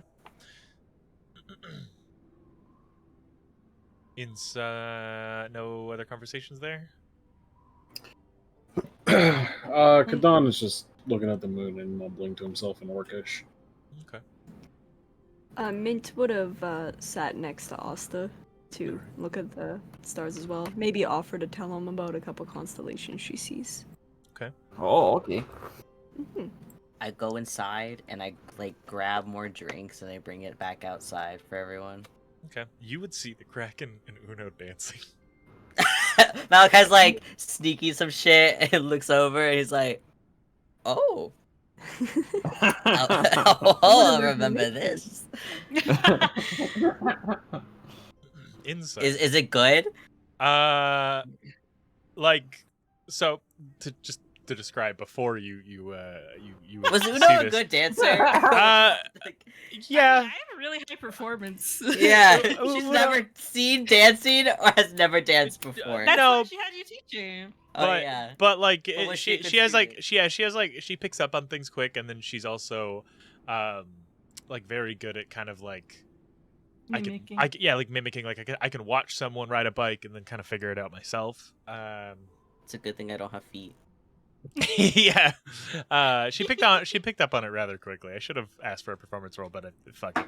We were having fun and dancing. I'm But a great teacher. he would Malachi is also a great teacher. he would take your hand and kind of walk out with you, and then as like the music begins playing, it's a kind of like a heavy cadence waltz as Tusktaker is starting to like join it. They're not playing their usual music, but they're adding to the music. Are we slow dancing? Yes, as he would pull you in rather close. And yeah, no, the two of them are dancing rather close together as you see Malachi. Like, it's nice. Surprisingly, the Kraken can dance. He's not much better than Uno, but you know. Don't worry, I have an ulterior motive. The two of you are dancing. I just kind of let us, get in sync into our little dance, and then, hey, I know you already know this, but I'm an idiot. And I'm sorry for making things harder for you. I let my own incessant need cause you trouble. And I think it's because you remind me of someone. I let myself overstep, and I never should have done that. And I genuinely apologize. Well, it seems everybody is growing tonight. Coming into their own. Discovering themselves. Your apologies accepted, but not needed. The Vanguard came into my grasp in a tentative time. Our emotions were high and decisions were rash. But once we set foot in Concordia, even with a tattered ship in ruins, things became clearer of what needs to be done, of the way the world is, the natural order of things.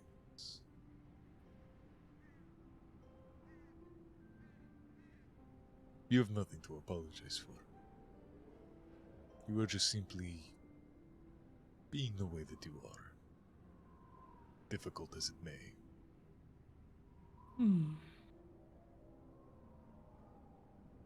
She thinks for a moment and kind of almost shrugs herself like, yeah, I am difficult. Honestly, I was worried about you when we saw you again. That time you spent searching for Kadon was no doubt difficult for you.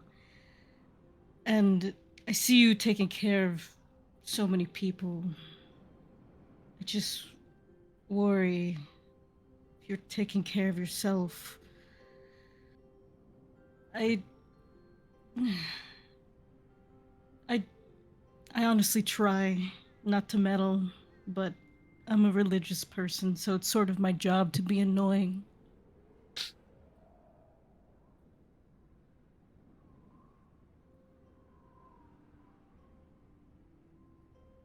I take offense to that.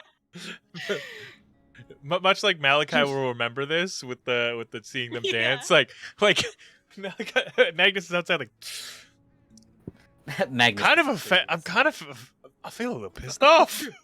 Yeah, someone Just When she said that, I just like immediately looked at Pat and just like the processing on his Yeah. face. Yeah. I didn't realize I was unmuted this whole time, and I muted and then said that, so I unmuted and said it again. I was like, fuck. As the two of you continue the dance, he pushes you out and spins you, like the whole show of it. This would be the moment where Malachi like would walk in and see was like the two are dancing, and he like pushes her out and spins her, pulls her back in close. You would see like where your lessons kind of wavered as Uno feels very confused about being spun. If we make eye contact with Uno, I'm Yeah. As you, despite your annoyances, have things that align my goals.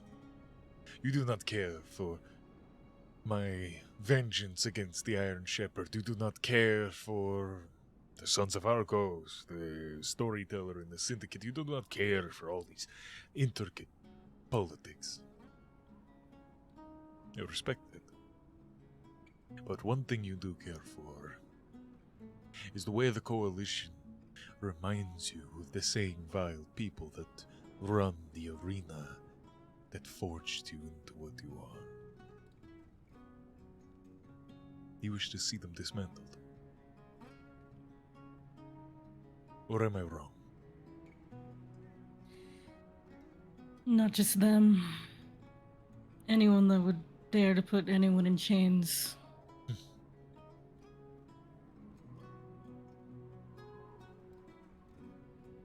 Aren't you a little broken saint?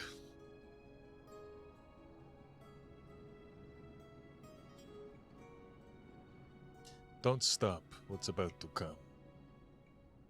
Don't try to intervene.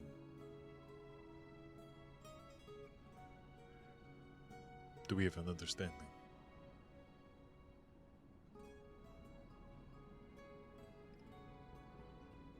My plan here tonight.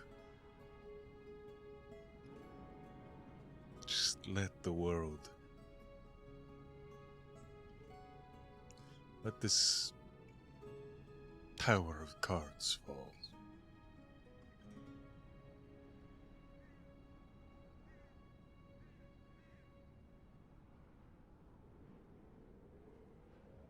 The song stops. He stops dancing with you. He gives a little half-hearted bow, taking off his hat.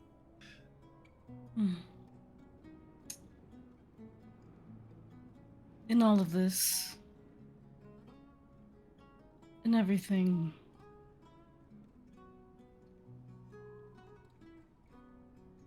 I hope you don't lose who you are. I think despite everything, despite what you may think, what you know,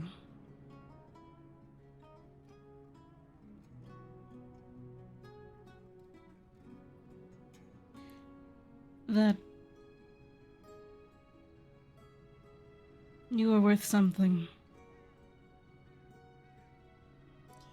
He nods, steps away into the crowd, kind of leaves you in the middle of the dance floor as the song changes. It becomes a much faster song as people continue to dance. He just goes and places himself by one of the pillars and stares at the pirate lords. You would see through the window your friends all still outside. Outside, what are you guys all doing?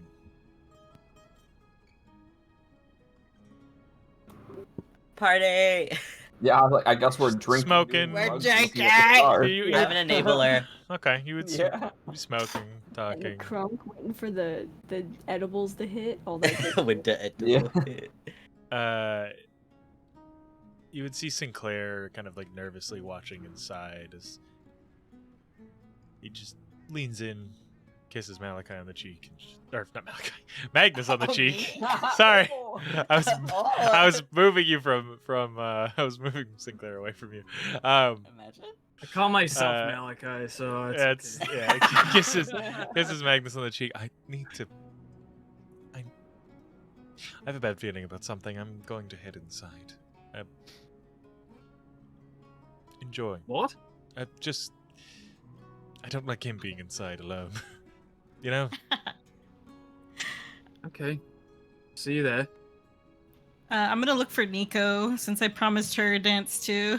As you're kind of standing on the dance floor, you would feel someone like grab you by the waist, spin you around, and as Nico, it just immediately has found you, and starts dancing with you. It's a much faster. It kind of takes you a minute to understand how, and she doesn't know how to dance at all. Nico's kind of very clumsy. Her shoes that she was wearing earlier are off. She's kind of barefoot dancing as she cannot walk in heels or fancy shoes. Adorable.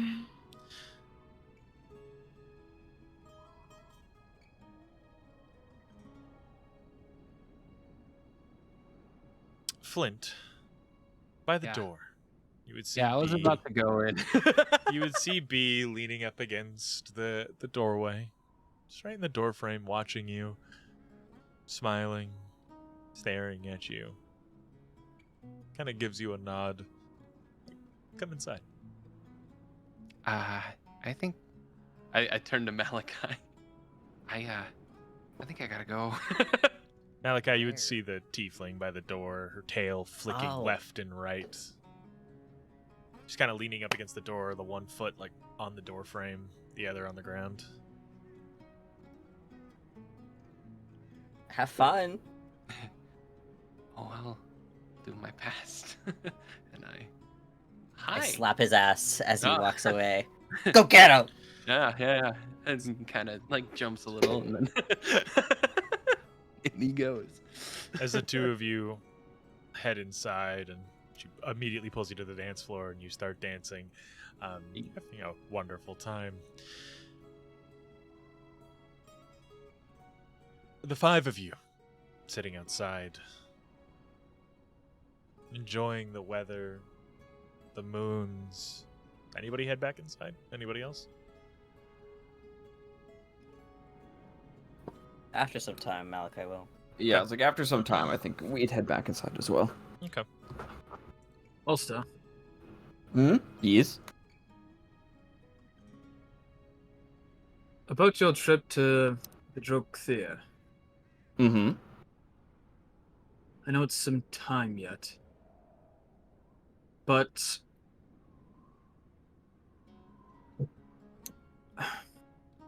they seem like very dangerous people. Do you get that vibe? Oh, very much so, yes. Like, to do what Kadon did to Gora, but on purpose, not an accident kind of dangerous. Yes. Just want you to be careful while you're there, and keep your wits about you, and try not to get pulled into a cult that you can't escape. I mostly just want to find out about my people. I don't know if I really... I agree and I don't agree with the rebellion idea that they have going. It's weird. I agree that we should be treated fairly, but I don't agree that we should just be killing all the Dragonborn. So I don't know. Okay. That's comforting to hear. You have a good head about the situation. Maybe they'll start listening to me. I doubt it, but... Why? You'll come back a king of your people. Oh, wouldn't that be funny? I wouldn't know how to rule. It'd have to be Mint doing it and me just being a mouthpiece. Would you name her your queen? But of course, look at her. She's already all royal looking. Mint's face like immediately goes red. Just doesn't know how to respond to that. I don't know if I'd make a great one, but Kids. Better than me.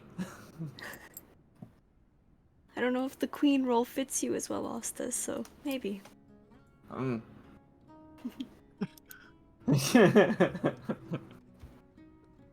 But I don't think we'll be going right to my people's land. I have a feeling it's going to be a stop in between. No, you don't think after you stop at that camp there. Yes, I think that's go to the probably where. homeland? Well, I don't think I'm ready to go straight to the homeland. I think I need all of you to do that. You know, something in the pit of my stomach tells me going there with just the two of us would end very bad. I agree. It's partially what I was worried about. So Sounds like a fun journey. it does. That your Could people be. do fascinate me greatly, but unfortunately, I have other plans as well. So Well, maybe once we're all done our plans, we can all go there, and then you can actually see. Apparently, there's a god just on the land there. We just can go see. what? Yeah, the slumber, deep slumbering on the big sleepy. I don't remember what they called it. The big sleepy Big one. sleepy. Eepy, man. He's just a little bit eepy. You just go and see him, and it's not like grand or like intimidating. It's just like a big chumby dragon going. Pew, pew. Big He sleepy. like the he just Yeah. did. Wow, I can feel the divination already. This is some religion I can get behind. Honk shoot me. Honk, shoot, meetings. That's how you. Yes, That's how apparently you. there's a big dragon god sleeping under the land there that we can see. But you had to get like in, or I don't know really how it works. What I the gist fascinating. I got is you have to be like in our circle to see them. But maybe I special case. We'll find out. For I'll say, be glad to hear about all your adventures. Yes, it's too bad I won't get to go see your home. Okay, apparently that's where you're going, right? No, to Carspata, and then Oh, maybe my home afterwards. that would be very interesting too. Be very different than what we're used to, I'm sure. I hear Carspata is a magnificent place. I'm excited. That'll I'm be going nice there for you for to see religious Claire, right? reasons. So sorry. You're going with Sinclair, right? Yes. Hey, look, both of us are stealing someone from Kraken's crew. Yes. Hopefully the Kraken has a crew to run the ship. you hear a come from inside the building. Those of you that are inside, you would see some pirates off to the side. Some of the bards being given horns, and they blow the horns to kind of signal that the pirate lords are about to speak. I think Oh, we're that sounds missing important. something. Yeah, Yes. we better go. Mm-hmm. Idon, are you coming back? We just need a few more minutes, please. I'll be on in a little while. Sure thing. Okay. As the three of you head inside, Kadan, you just sitting there, feeling the cool air It's gonna whisk take- around you. When everybody leaves, it's gonna take all those belts off back. Okay. And just kind of lay it out on the banister in front of him. I'm just kind of like mumbling his way through like bear speak. Just like looking at the moons. The sky is so clear. It reminds me of the nights in the mountains with you. You'd feel a warmth from the pelt.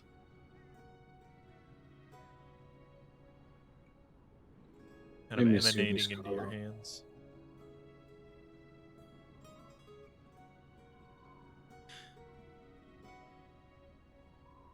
And Kadan cries.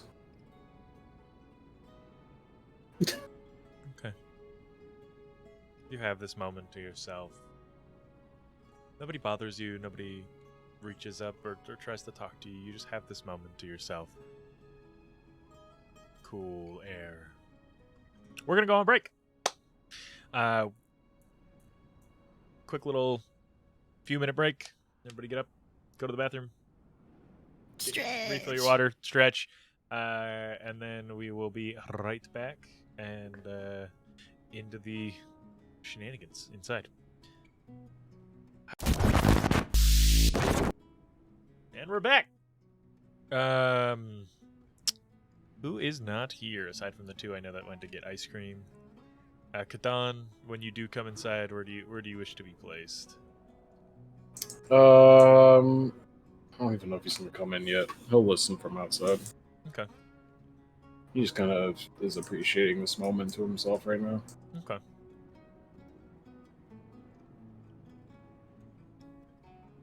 See.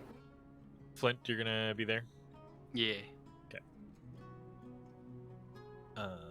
Kind of wherever you go, B will go. So, if you do want to move yourself, you can. Oh. Yeah. Then in that case,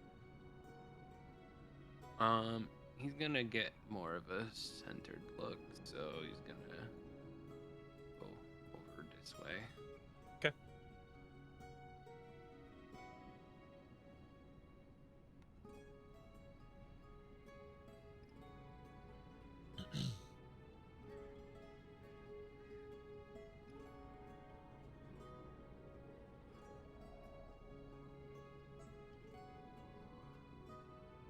Alrighty.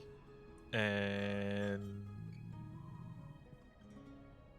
Magnus is not back. Mint. Asta, you're good where you are, if you are back. Yeah, I'm good. Uno, you're good where you are, you don't want to move?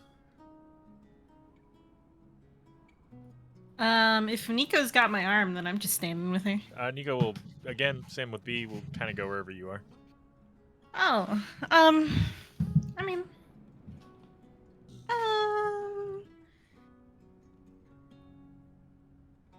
yeah, I'll just, if I spot everyone coming in, I'll lead Nico over with everyone. Okay.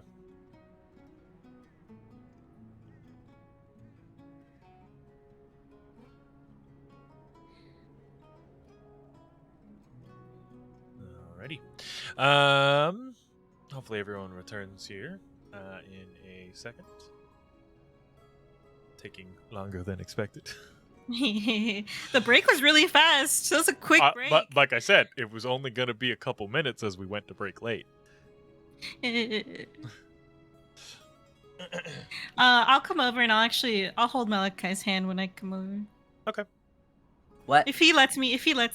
Why are we holding hands? She just came and stood next to you. Everybody's back now. If you don't want to hold her hand, you don't Oh, have to. Pat I'm like, walked ew. in. No, I'm kidding. What? I'll We're hold her holding hand. hands. Wait, Let's you hold still there? hands. Everyone So I'll hold hands. hand. Yeah. As Mint comes next to me, I grab her hand too. It's another hand holding time. Oh, I guess we're all holding hands. We're all holding Yeah. hands. Mink You- goes you- to reach for Ostas, yeah. Yeah, I was going to say, is Yeah. that you all kind of like formed this little daisy chain. You would hear Cutter in the background. What the fuck? It's solidarity. Team building. Yeah. You wouldn't know about it. You've confused. Yeah, he's a lonely drunk. Oh. We can fix him. As you all enter the gala, Catan still listening from outside. The music has quieted and calmed. Still a soft strumming in the air to kind of echo and give ambiance, but the three pirate lords standing by their chairs, kind of ushering people to come in after the horns signaling their address. They sit back down. The older human kind of leans forward. You hear the creaking of his chair, the shifting of his leathers. Now ye all be having a good time.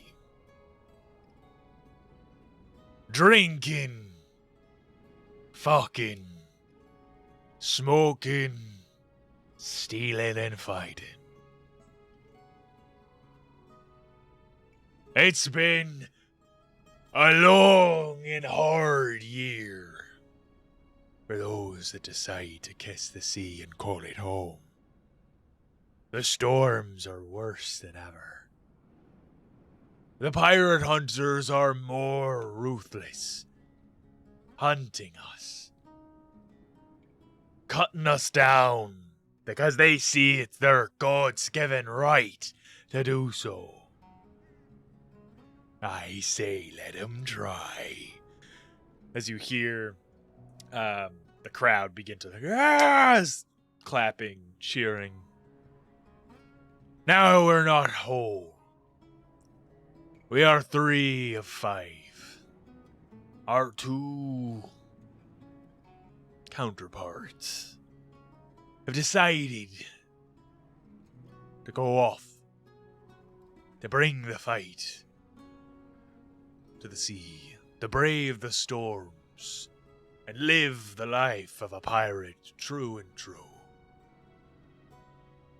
Damn the life of a lord instead of sitting and taking in everything they've earned. But that's their life. They can choose it. I'm too old for that. I'm gonna enjoy my time here. Live every day like it's the gala. Like some of you rotten bastards, says more cheering. He begins to make a number of addresses. People who've been banished from Concordia. The standing excommunicated members. People who have been not only banned from Concordia, but if they are seen, even coming in to its bay, they're to be shot on sight, and the ship that they are on, regardless of crew, sunk.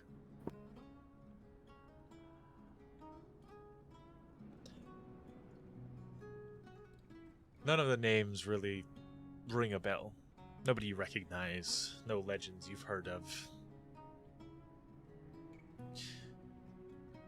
Now, is there any fine people here that would like to make an address, to speak on the code's behalf, to ask any questions of your gracious lords?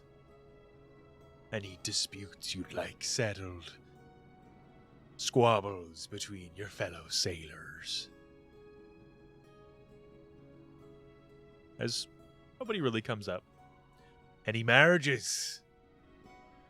Now, my other 2 constituents cannot, but I am a minister of the sea and a minister of love. If anybody would wish to bond themselves in holy matrimony, come forward. So a few people kind of begin to drunkenly head up, but their friends grab them and pull them back. Well, as he looks to the others, anything you 2 wish to add before these fine folks enjoy the rest of the party?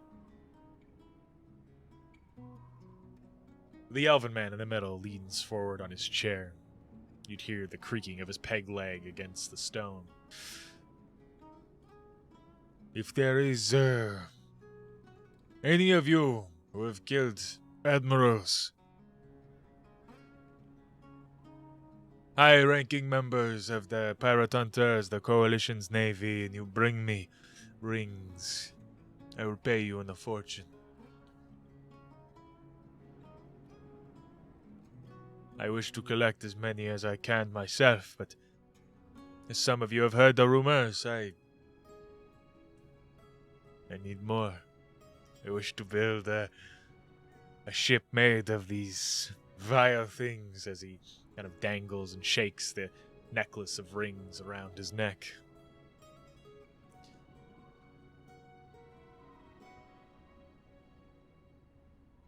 The Leonin sits there, staring at the crowd, just grinning, sipping on a large goblet of wine.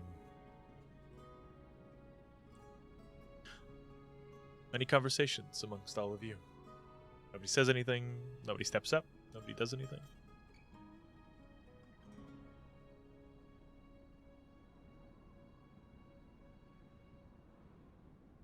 Take that as a no.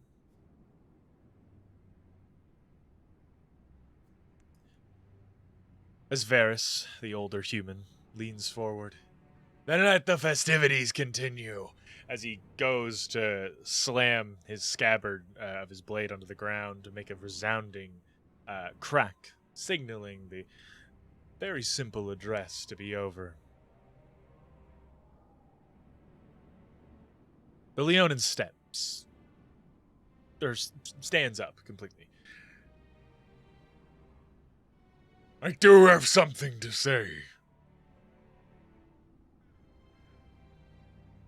I've been hearing rumors these past few days, squabbles and fights within this city. I've been seeing people hiding like a battle is coming. Rumors of a coward returning to our fair paradise.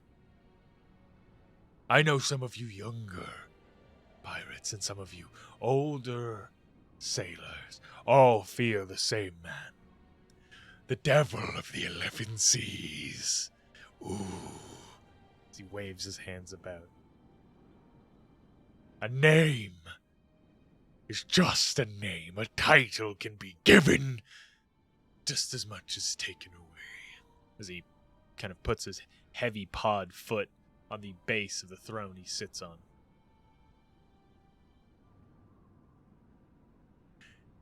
Whether the rumors are true or not, if the Kraken and his crew are in this city, 1,000 platinum for anyone who brings me their heads as proof of your loyalty to the lords of Concordia. He smiles from ear to ear, the heavy, toothy maw of this Leonin. As a few people begin kind of looking around. You would hear a very quiet muttering from Nico. Just, that's bad.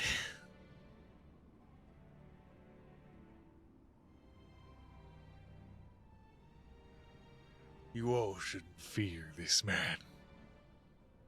You should fear me. You should fear us. We're the ones who uphold your code. We're the ones who earn these seats. Who you bend the knee to. Uno squeezes Malachi's hand a little bit too hard. As she's trying to not let her lip curl into the snarl. She's trying to keep her face blank. Why is it always Malachi's hands getting crushed? Bro, it is. I'm dainty. You fear one man, one sailor. What is his story? A slave turned captain, a captain turned mongrel, and you quiver in your boots like a bunch of children. You're pirates! You're feared by every citizen in Concordia, in the Coalition, in every town you walk in, they fear you. You shouldn't fear one man who's nothing more than a ghost hiding in the shadows, who can't even show himself in these ports. It's pathetic. People were cheering for Varys, were very attentive to Raynor. They're very quiet when it comes to the Leonin, Captain Barbados.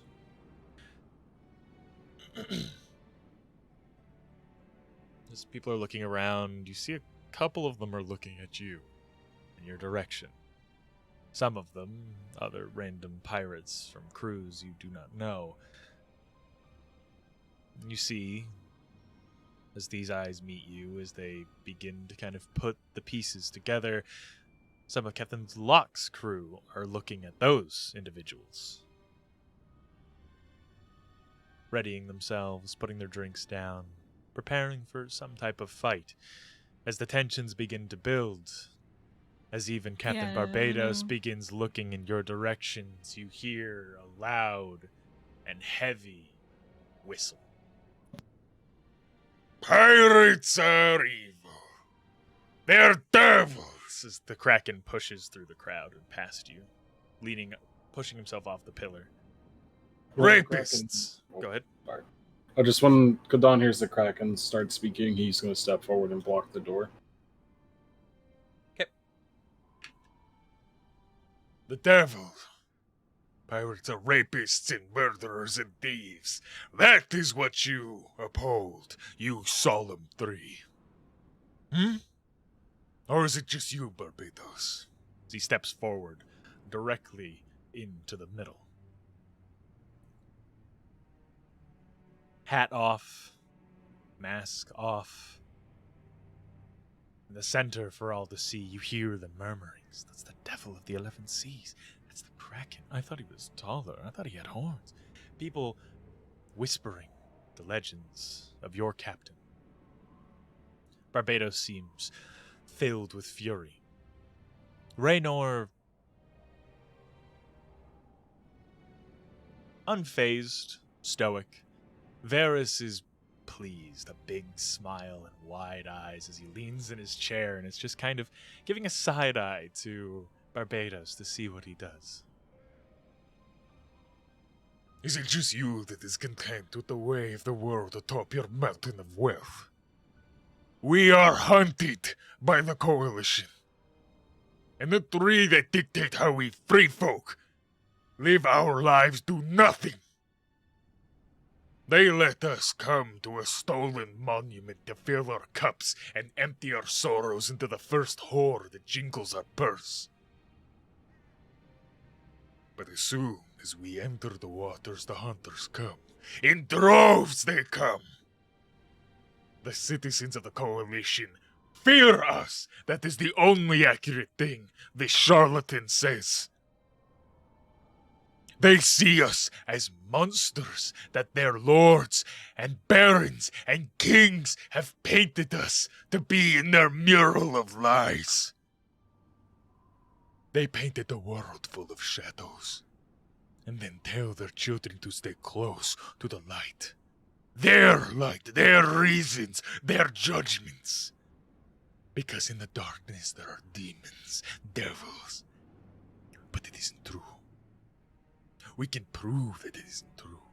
In the dark there is discovery, possibility. There is freedom in the dark once someone has illuminated it. And who has been so close to doing so as we are right now? They are a coalition of tyranny, of hatred and oppression. As he begins looking about the room, people begin nodding and agreeing with him. We can show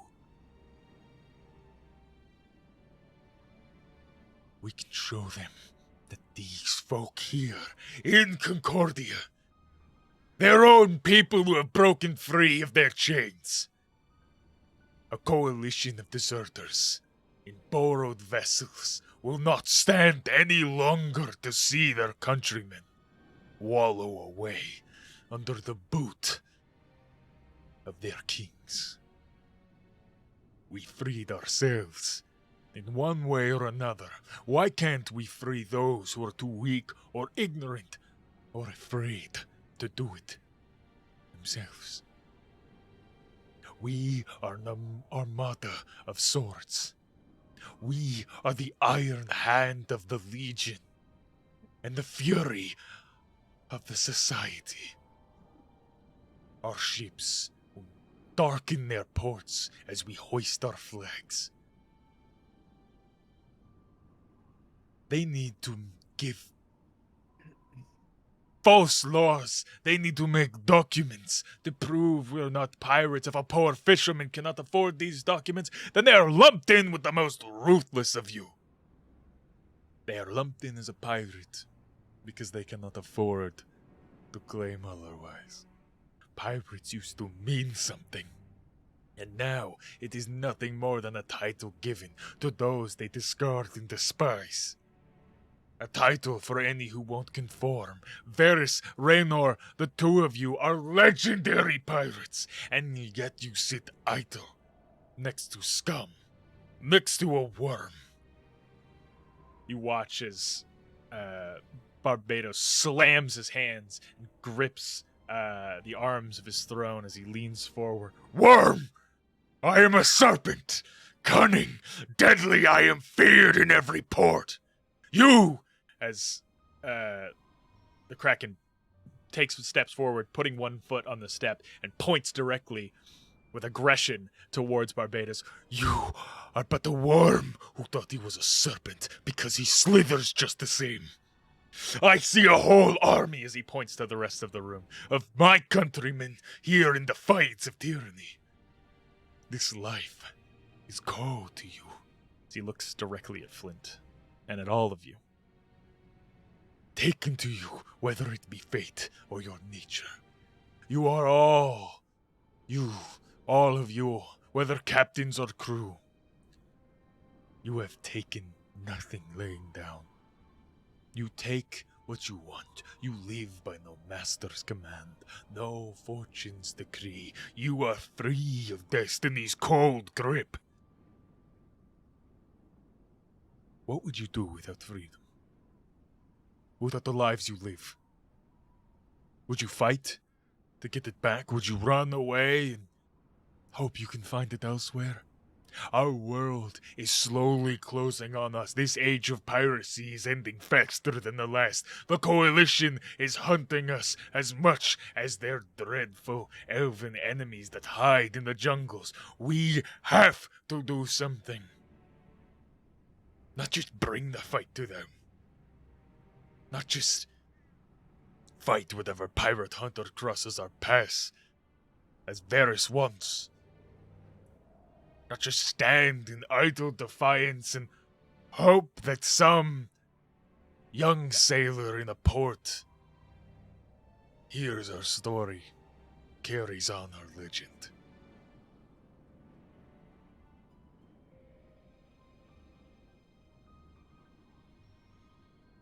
Stepping down a few steps to kind of meet the Kraken halfway, Barbados, drawing his sword, breathing heavy with anger.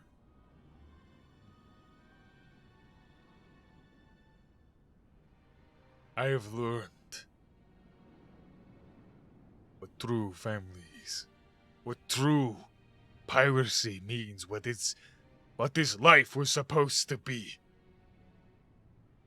And yet, it is squandered by those who see to put themselves above all of you.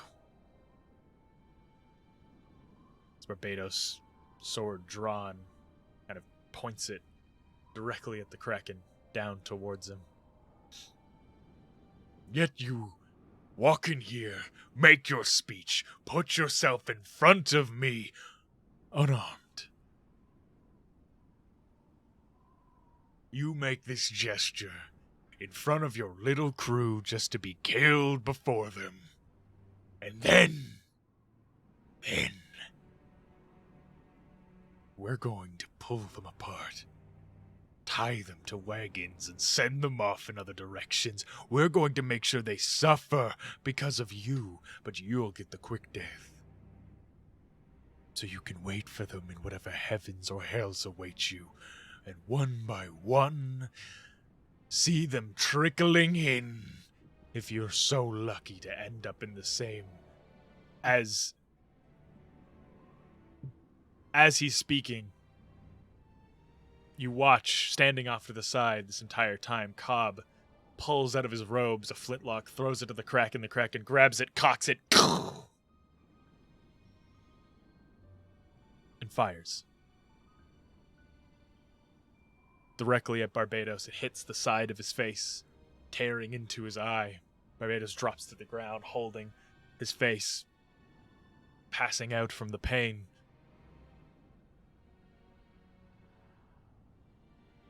Kraken drops the flintlock. The crowd is silent. You could hear a pin drop. As he turns to all of you, as the blood deep red blood trickles down the white marble steps. I ask you, not as a pirate lord, but as a captain, as a sailor.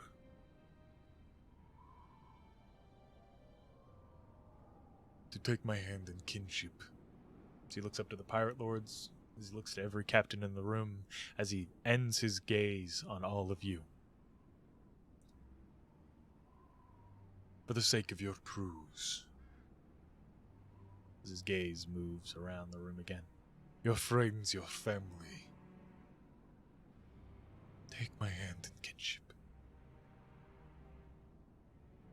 Let us not wait for an idle fight. Try to win each passing day, but bring the fear of war, of hatred to their doorsteps.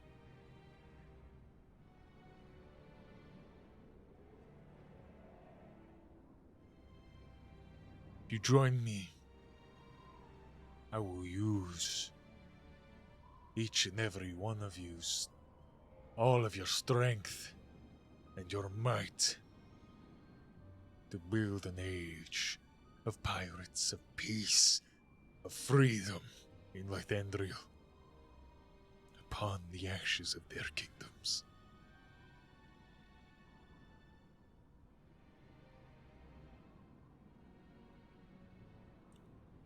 The room's silent. Barbados still not moving. Varys just heavy, leathered claps. I was wondering when you would come and take your throne back, but I wasn't expecting such a grandiose gesture. If you're wishing to do better than I hoped for, make this age of piracy go down in the history books to whoever gains this victory. To show the coalition what true fear of free men is. And you have my fleet, and any man that calls me friend. As he looks to the room. Raynor says nothing but nods. The Kraken goes up and sits among them. Looks to all of you. Looks to you, Kadan, in the door. Just gives you a nod. And this devilish smile curls across the Kraken's face. As this quiet chuckle bellows into a laughter, you hear the crowd roaring and yelling as Maury and Cobb drag Barbados' body away. Off to the side, not taking it anywhere, just kind of putting it off to the side, laying it down on the couch.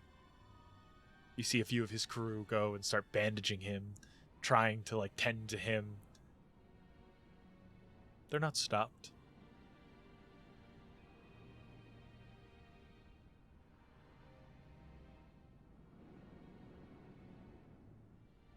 The Kraken just looks at each of you up on this throne, kind of gestures. Come forward.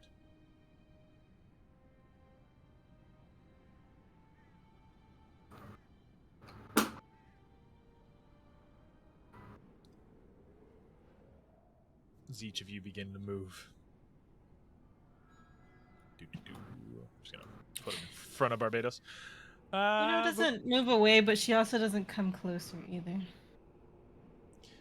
As the party Malachi. slowly begins building back up again, people are going even harder than they were before. It went from this elegant kind of gala where the pirates were trying to enjoy this semblance of nobility. It is now just like the party in the streets. People are throwing drinks. It's kind of gone into all out chaos, and people are just enjoying the adrenaline that was built. I understand and overheard your conversations. I know some of you are leaving the Wayward.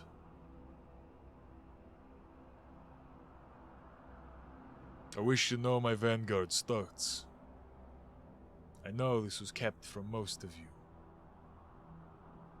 Sinclair, you would do your best judgment as a quartermaster to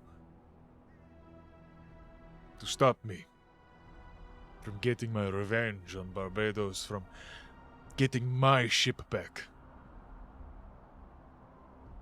from rallying others to make a change.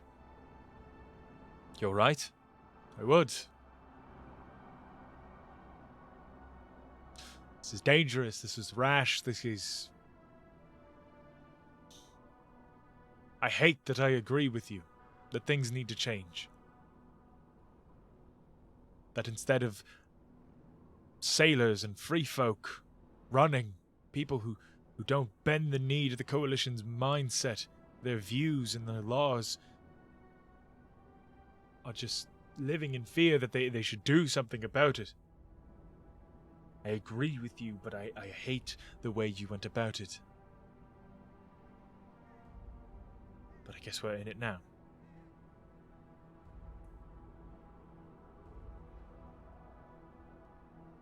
Didn't you only speak in the language that pirates understand? He did. Which is what I would have talked him out of. I would have talked him into a more sound plan. It wouldn't have worked. They would have left, and, well, Kraken probably would have been stabbed. Or shot, or worse, and we all would be locked away somewhere and tortured in the morning. Suppose that's why your crew has worked so well up to this point. Yes, I don't like being out of the loop.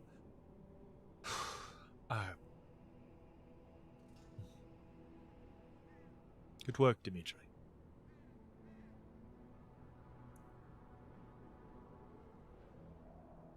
Speak your mind.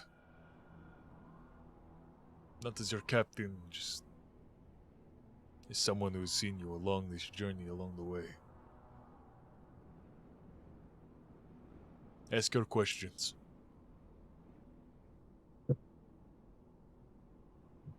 Voice your concerns. To all of us. I thought you were speaking to Sinclair. No, all of you. Your opinions matter. My son trusts you. So I trust you.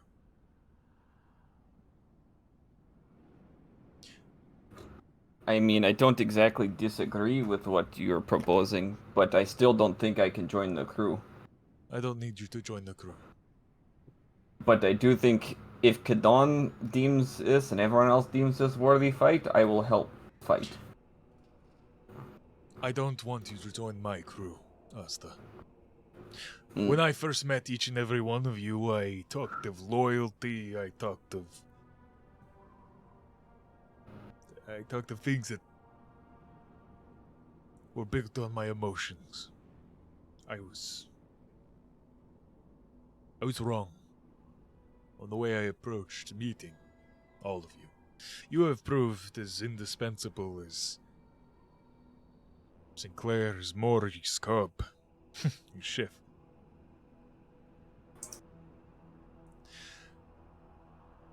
Which is why I'm no longer your captain.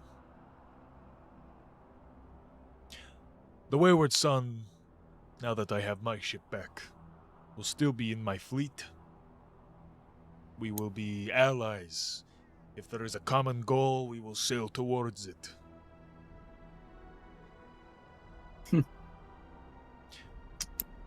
But your captain is... Go ahead.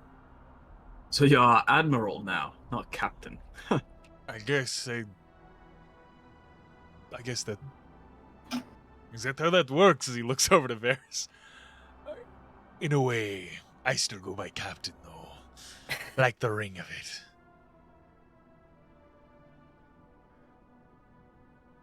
Doesn't have as much alliteration as Captain Kraken, but Admiral Kraken has a noble ring to it, I think. That's why I just go by Kraken. As he looks... I've given the Wayward Son away. I have not given all of you away. My crew that wishes to stay with me will come aboard my beautiful vessel.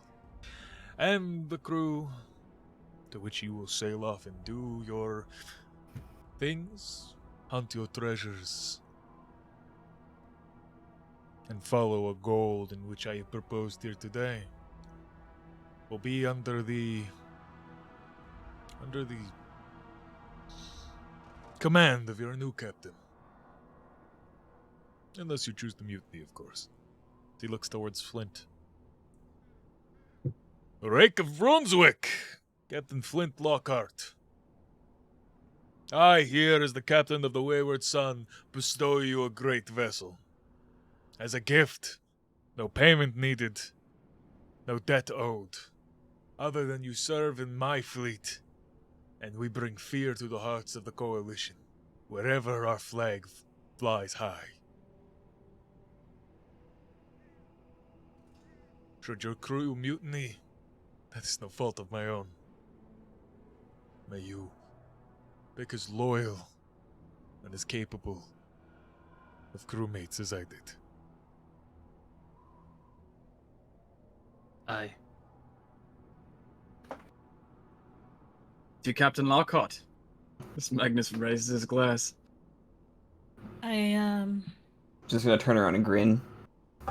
put a hand on Flint's shoulder, look at the Kraken, look at the Lords. I think what's done here, what was necessary. And all these words are nice, and I'm proud of you, Flint. But as I've told him, I can be under no captain, no lord, no king. Nothing rules me but Bahamut. And then as I look towards the Kraken, I'm interested to see what comes. Proper fighting dogs know barking does nothing. It's what you do with your teeth that matters. I will help you where I can, as I look towards the Vanguard. And I will stick with my duty, as you've all seen, and I'll hang anyone by the chains they put people in.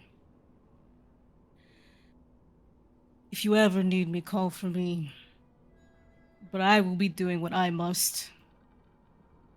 And then she'll go. It's what I expect, mongrel.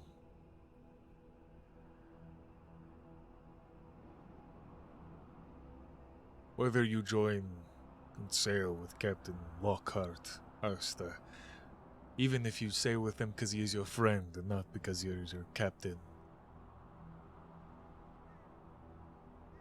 I only ask you to be loyal to those you care for.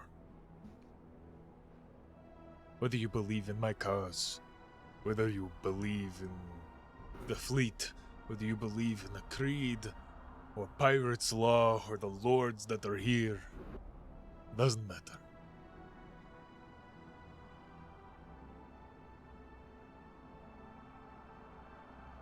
I mean, like I said, I will not join crew, but I will join Flint, because I feel like if we're going to do something like this, we need to prove that our cause is not as tyrannical as the one the Coalition has on it. That's why I'm going to be there to do the yeses and the nos to decisions.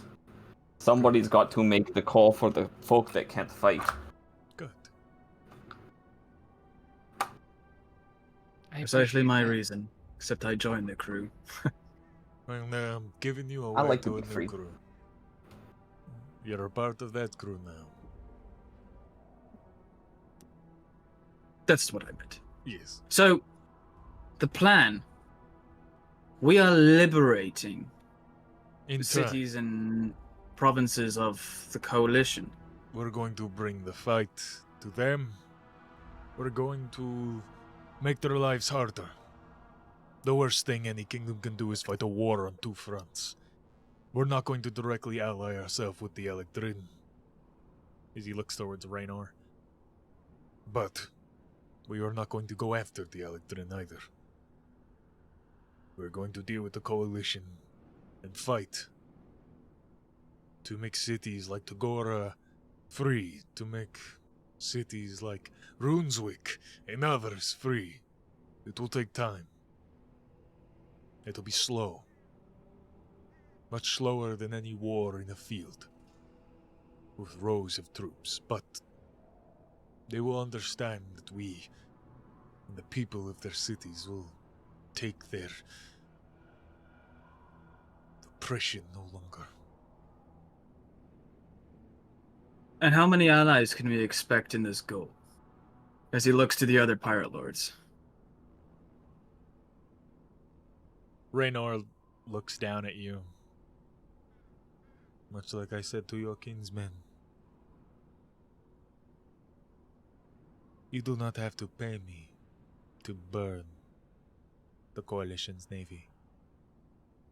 I will do it out of my own enjoyment. It is, how you say, my pleasure. I understand that, sir. As far as I understand, liberation is a little more delicate than slash and burn. It's also hearts and minds, yes? Varys nods, as well as Raynor. The Kraken, which is why we need to plan. Bring more minds together, like yourself, like Sinclair, to make sure that people know what is going on. To make sure that people understand what this is, that we aren't being just the monsters that the Coalition know we are, but making sure their citizens understand that we are there to help. It will take planning, it will take time. We will build a council, a war council.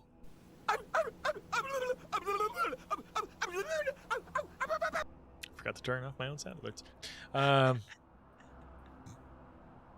And my Lord Varys? Aye, son. He leans forward. I'll be here. My fleet will be a use. Our cannons even more useful. We'll take out as many and adhere to whatever this war council will be. I'll help in planning. My quartermaster is maybe a little more smarter than Sinclair, maybe not. He's made quite a name for himself after all. So, you can count on me. I believe the room is at a mutual understanding.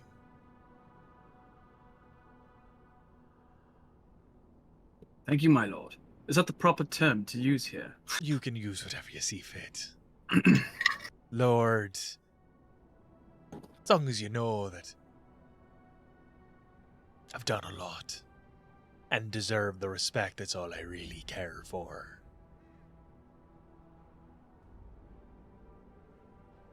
That is my intention with the salutation. So, who's your quartermaster? I can bring them to you. You seem a little out of sorts. Names and titles, bounties won't shake your boots, stir your loins none. I believe an introduction is in order. So he gets up from his chair, kind of walks. You can hear the clicking of his heeled boots. As he walks by, he's pretty tall in his heels. He's about, 5'11". He's not super tall, but he's tall for a human. For an old human. He's like Magnus's height, then. Yeah. Without his heels, he's much shorter. Without the heels, I mean. Oh, okay. Magnus is like 5'9". Okay. As he makes his way out and goes to fetch his quartermaster, the Kraken sitting back down in the chair. We will, once your crew is assembled, once all of you return together, Kadan! If we are separated, I assume you can send word. We will keep correspondence together, whoever Captain Lockhart's quartermaster is. We will make sure that you understand how planning stages are going. We won't take charge without the Wayward. I will need that nobleman's mind on the War Council. He looks to you, Magnus. Oh. I'm on it. It will be decided. It will be discussed at a later time. I know you all have places to be. I know you all want to enjoy the night, to dive into the revelries of debauchery. I also know that you wish to part ways for a time. Planning a coup takes many a night. So don't feel like you're rushed. Keep on this plan. Just know that the world around you is changing.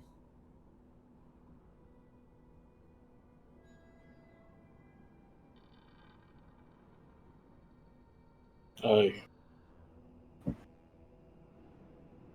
Aye. Hi. She's gonna nod. If Flint has that meek little eye, Kadon pushes him to like Like- get another one. Hi. Yeah. Hi. Hi. They have a captain's eye, man. Hi. As Una's gonna head back to the Oasis. Yeah, I'm gonna go check on Uno. Cub, those of you that are staying there would hear, Cub, go fetch the ship, as well as, go bring, the thing we discussed to Kadon, alright? And don't be you about it. Cobb just shakes his head. Fine. It's whatever. I'll go do it. Little errand boy in my little dress as he kind of like knocks himself and he takes off the laurel and he kind of starts like walking past people. A few people start staring at him. You hear the whispers as he walks past. Like, I knew that was the Butcher of Concordia.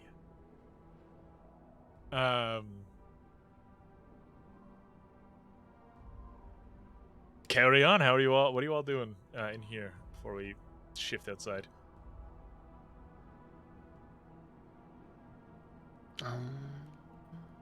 Get another drink, I suppose. I was like, Okay, I don't know yeah, you're about you guys, but I need Yeah. a drink after I that. really do. Drinks seem. As you all begin getting drinks, B walks with you, Flint, to get drinks. You kind of are all drinking and sitting with one another. Vlad ushers you, Malachi, outside. A bottle of wine in hand Oh, say less. as you leave. I'm like, oh, sorry guys, hold on. I'll see you later. All of you would go and sit at the table that Maury was sitting at. Maury no longer there. Each of you just kind of relaxing. This strange red tiefling would be sitting next to you. Sitting next to Flint, but still. Yeah. Kadon and Uno, as the two of you walk down the steps and back to the Oasis, you would see a handful of, like just a couple of, younger Sons of Argos thugs dragging the body away of Jack, trying to like carry him down the stairs, but like they're young. They're like maybe 13, 14. Oh. They are thugs. As the two of you start walking past them and head in the direction of the Oasis, you enjoy the quiet whistle of the wind as you make your way down the steps. You enjoy the time that you have that you have in the night air, as much as the situation is heavy, as much as the chaos of everything that just transpired is still ringing through you. Adrenaline peaked for those who felt it. You're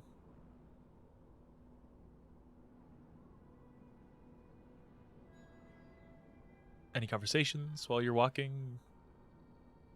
No. I know you're probably going to say you did not have a good time, but did you have a good time? It's not anything. It's not your father, it's not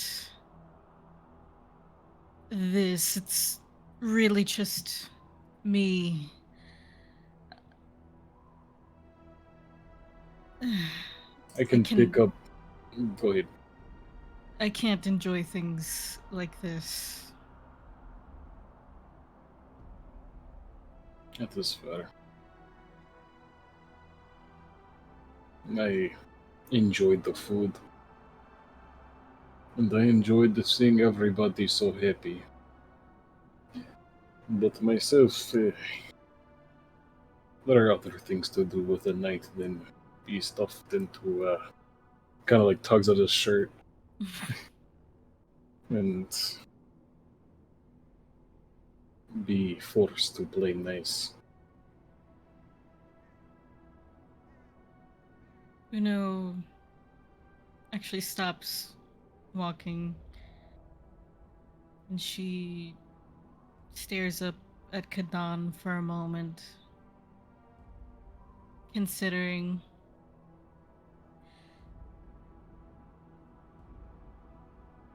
Kadan, Yes. how do you see yourself? What do you think of yourself? Like, what do I see myself in 10 years? No, right now.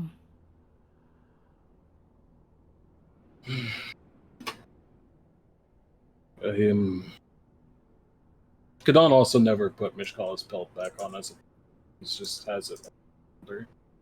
Okay. I see myself as a man who still is learning the world. And I grow worried for the days to come. And I've never seen my father smile like that. Not once. And it scares me. But I will do what he asks, because I owe him more than I can give him.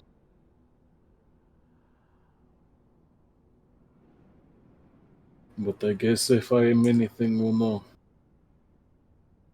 I'm scared.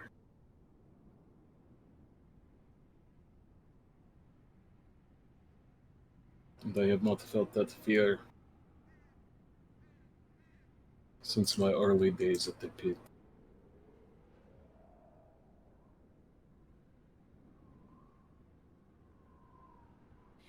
I'll offer my hand for Kadan.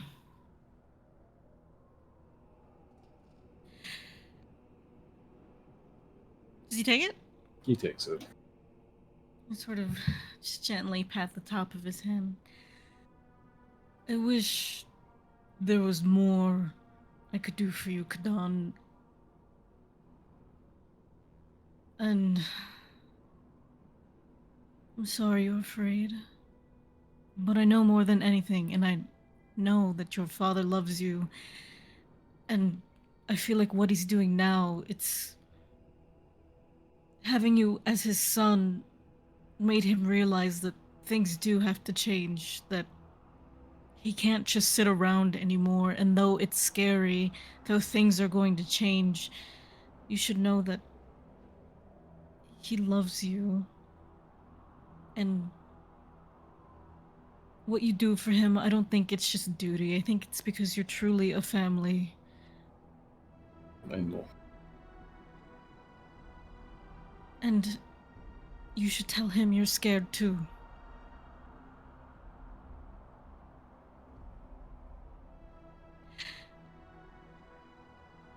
Perhaps one day.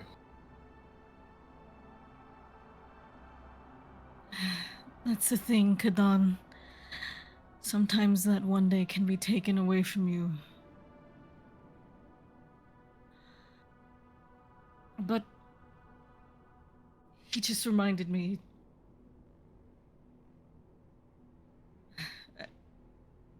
I don't know. I feel like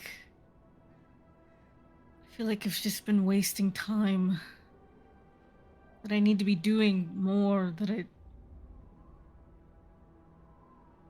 Well, you and Bertrand are going to the Isle of Platinum, no? Yes. You'll go and do your soul search. Find out what it is like to be more than a hound.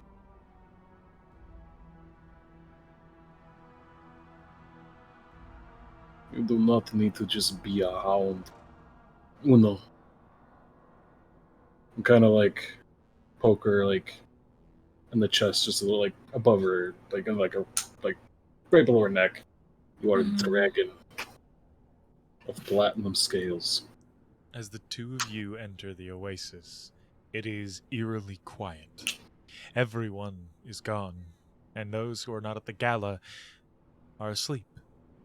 The only ones who are here are a disgruntled bartender, heavyset, just sitting, serving an old dwarf and a massive dragonborn.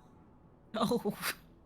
This dragonborn has pale blue scales, almost ice-like.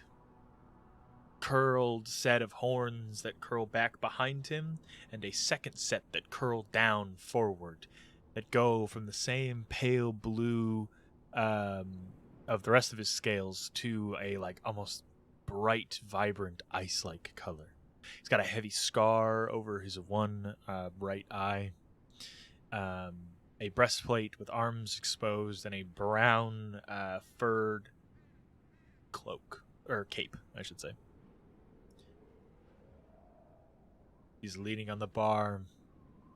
He's got not a like this is a massive man, easily like 6'6", 6'7". Yep, I'm posting it right now. He is drinking a pitcher of water with Bertrand. Oh, shit. The two turn and look over their shoulders towards you and back to each other. As he and Bertrand drink, Bertrand gestures you over. Come on. Bertrand gives Kadan a nod. Kind of giving you guys a chance to, like, finish talking before you split off. Are you going to bed, Kadan?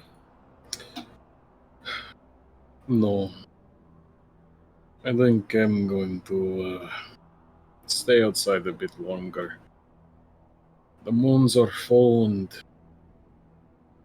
it reminds me so much of my time in the mountains. I think that is the one joy I'm getting out of this night. I walk Kadan back outside just so Bertrand can't hear me speak. I appreciate all the kind words all of you give me. And I wanted to be for Bahamut like those loyal hounds that listen to every order without hesitation. But that's not me. I don't feel worthy. I don't feel redeemable. I'm merely a mongrel. You're more than mongrel. Whether you believe it or not.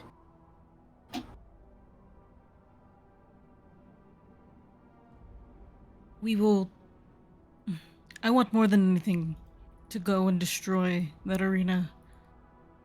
And I want to keep that promise to you.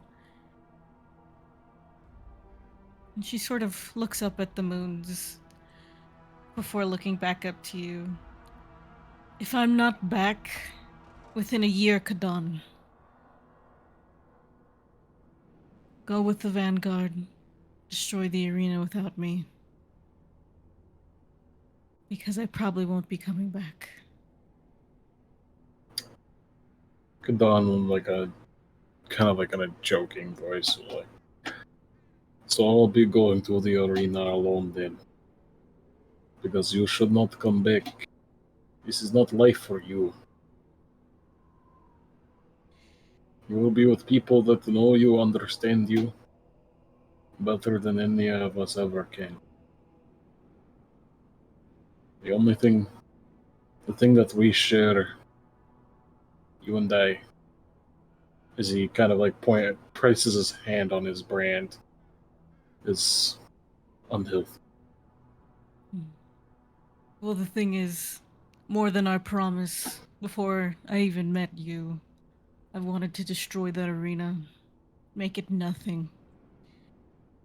And so, we might as well go together. But I'm saying, just in case, if a year has gone by, and I'm not back, just go without me. Understood.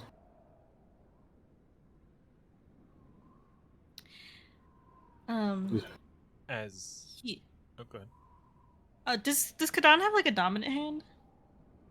It's his left. Then she'll grab his non-dominant hand. Bear, maybe before I leave, we can talk. Maybe you can tell me what you like to eat, or maybe you can pick a name that's not Bear and we can properly introduce ourselves. She'll pat his hand and go back inside to Bertrand. Before she goes, Kadon will pull her in for a hug. Oh yeah, she'll hug. As the two of you hug, and you go and you join this mysterious dragonborn in Bertrand. Kadan, you head up to a rooftop nearby or a balcony? The oasis is like front, like water is like still, it's like clear, yeah. Like a clear. Yeah. He'll go to the water there and take his foot wraps off and just mumble to the bear and just say, "For you," Okay. and put his feet in the water. So two of you sit, or you and yourself sit and relax. Myself and I. You would hear footsteps as Krom, that orcish individual, comes up to you, takes off his foot wraps, and sits down next to you. Says not a word, but just sits with you. In silence. Nice. Kadon just says, "Nice to see you." He nods. As the two of you sit there, as the rest of the Vanguard that are inside drink, enjoy each other's company, there are people that come up to the table. They bring you drinks. Some toss you a few coins. Some put down a musket ball and say that you have me. Any fight you need, you can count on me. A few people greet Flynn. Captain Lockhart, if you're looking for a strong deckhand, my cousin and I are capable. We're in need of a crew. As people pay their respects to first crew within the great Captain Dimitri's fleet. The Kraken, the devil of the 11 seas, and his 7 devils. 7 devil. Hell yeah. Outside. You follow Vlad, and just as he walks outside the door, Malachi, you step out. You were pretty quick to follow. You were eager. He's already gone. Around the corner, and in the shadows, you see the shimmering, golden, almost yellow eye, or the yellow, almost golden eyes calling you over. He pours you a drink as the two of you lean on the banister. You light up another smoke. You enjoy a moment pulled away. Even the music sounds dim here as he takes a long, long drag and hands it back to you.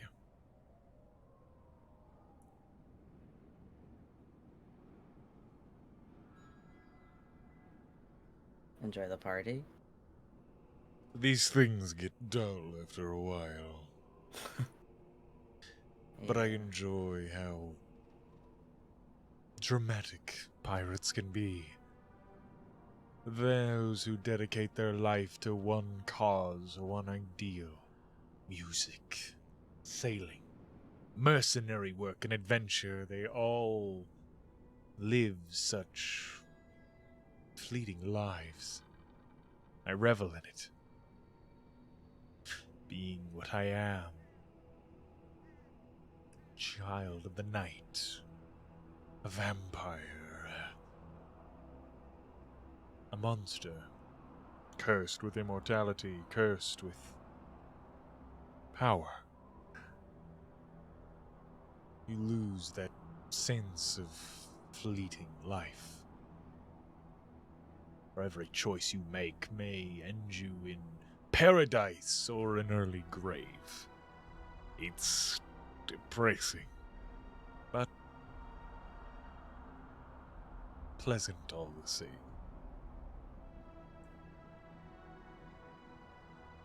Could say the same for you. A Fae being here. It's not uncommon, but it's bizarre.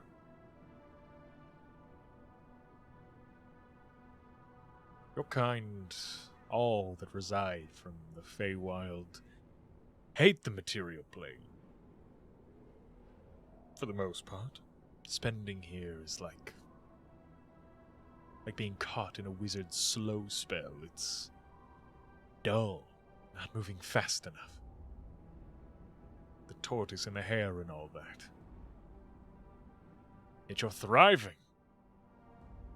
You look like a prince.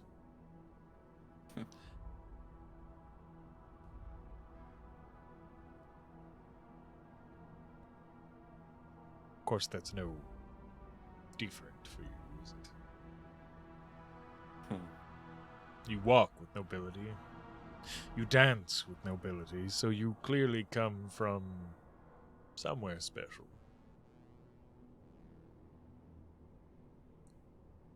Takes another long drag and hands it back to you. Finishes off his glass of wine and refills it.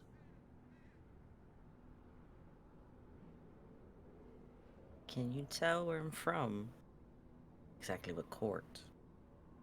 If I get your blood, I'd be able to tell. Where's the fun in that? It's how I tell things. I wouldn't taste it. That takes away the fun, but the smell of it. You're clearly not from any of the more studied houses.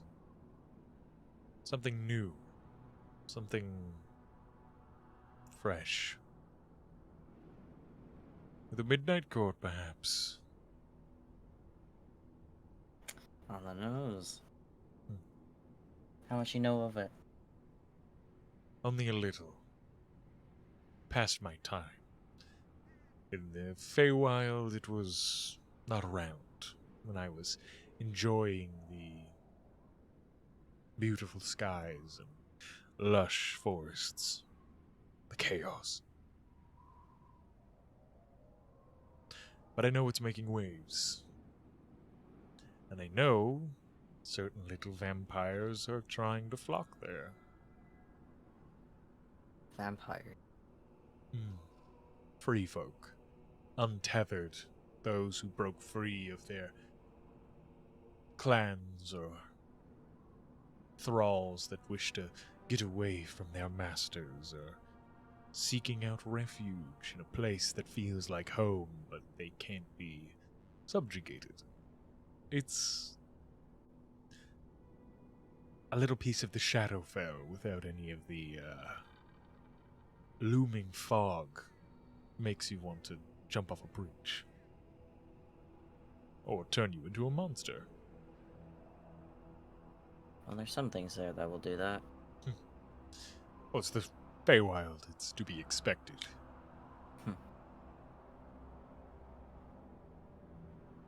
You are interesting, to say the least. You have this air of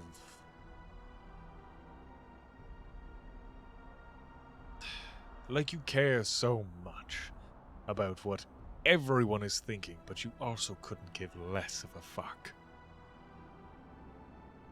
You wish to be the most important person in the room, but you also don't want anybody to see you. It reminds me of someone I knew. Perhaps that's why I called you over. Perhaps that's why I wanted this little chat. Little hint at what once was. That could be. No, I'll never go down that road again, darling. Fair enough. I won't either. Well, that remains to be seen. You don't have the burden of living forever. That's what you think.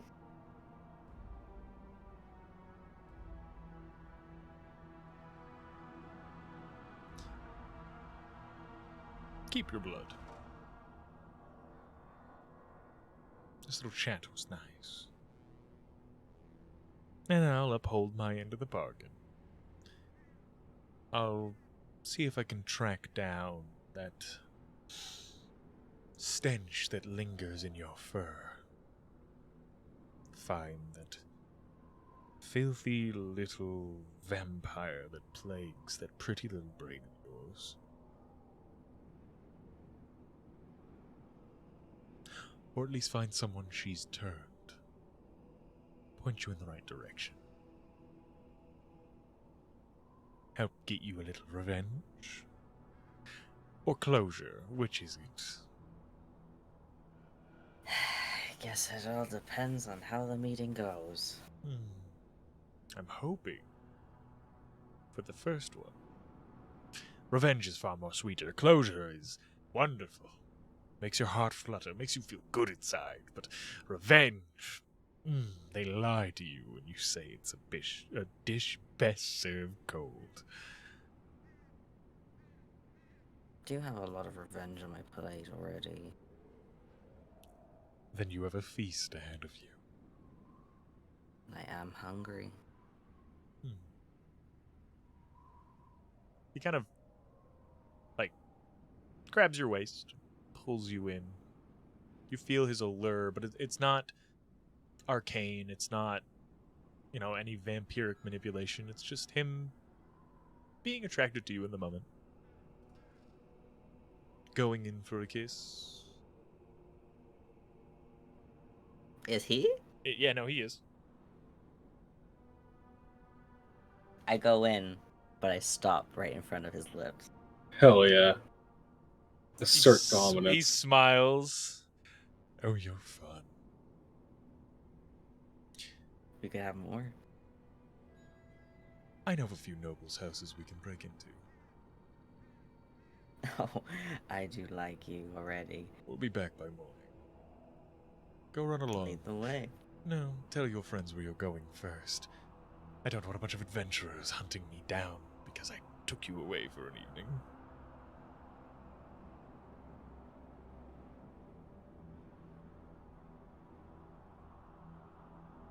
I do love the chase. I'll walk off.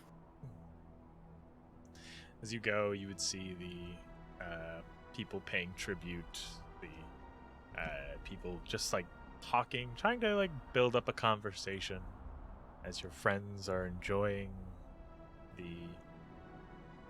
party. Some of them may be enjoying the attention.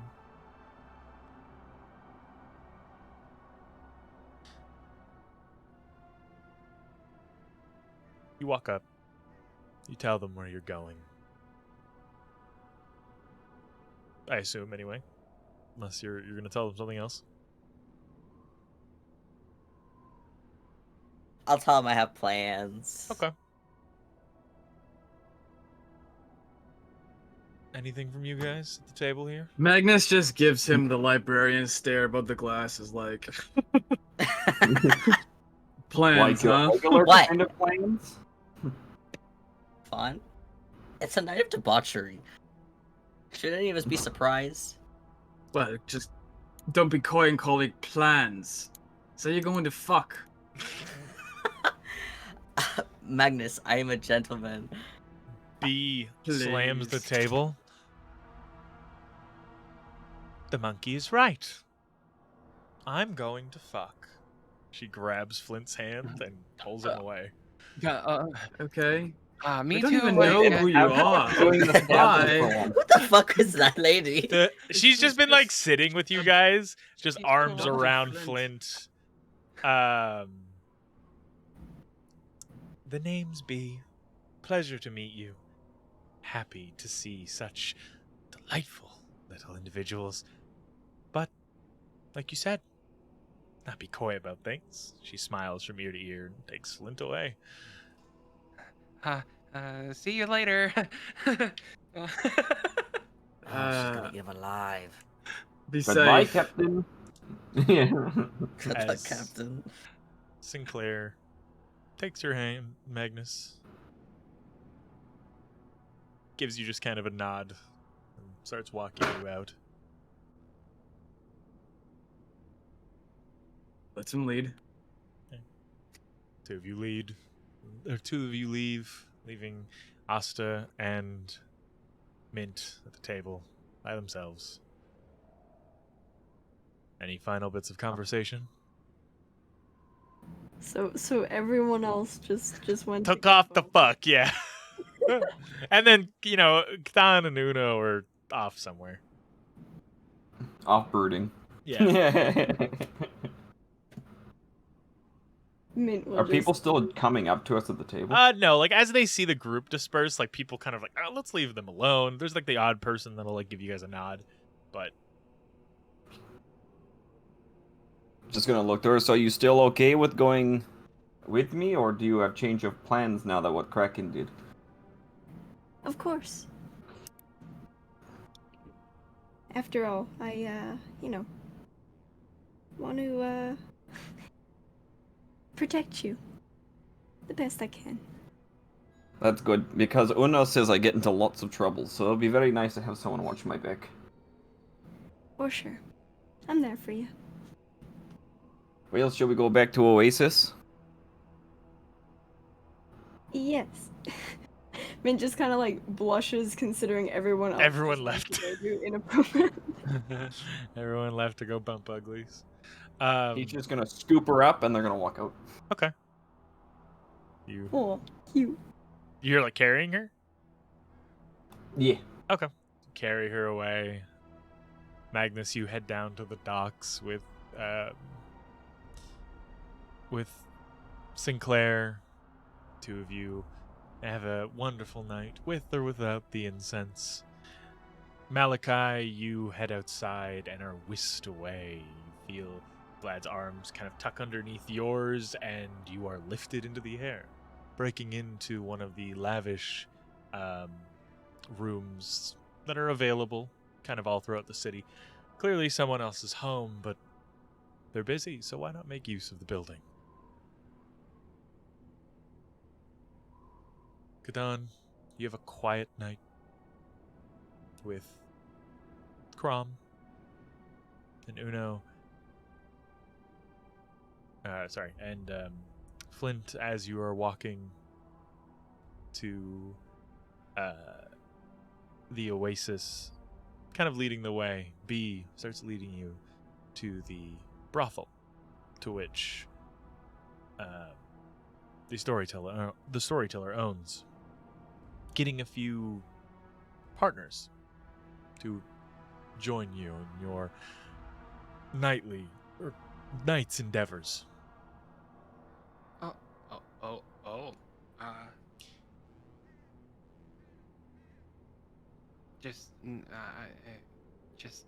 I'm not. Why are we thinking? What are we thinking of? More people?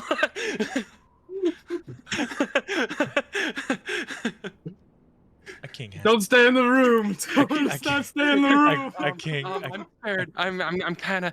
I have bad history there. Anyway, you're great. How are you? She touches the sides of your face. A king gets to celebrate his victories, and a newly crowned captain needs to christen his ship. And with no ship to christen, well, we can make do other ways. Besides, most of the ones that are hanging around here are friends. It's fine. Whatever you say. She guides you into the building using a key she has. Uno, as you sit down with Bertrand introduces you to this massive dragonborn.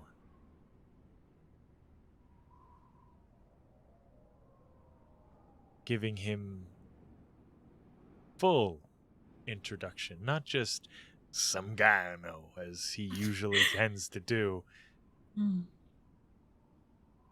But we'll get into that next week, as we're going to end it here. No, I want to know. I found this motherfucker in Let's the corner go! looking all Let's just grim, and I'm go! like, what the Let's just- fuck? Nope, that's a good spot to end it. That's a good spot to end No, it. let's just fucking go! That's a good spot to end it. Eh, Good spot to end it. I want to know what this man's about! Me too. He looks He dope as looks fuck. scary, yeah.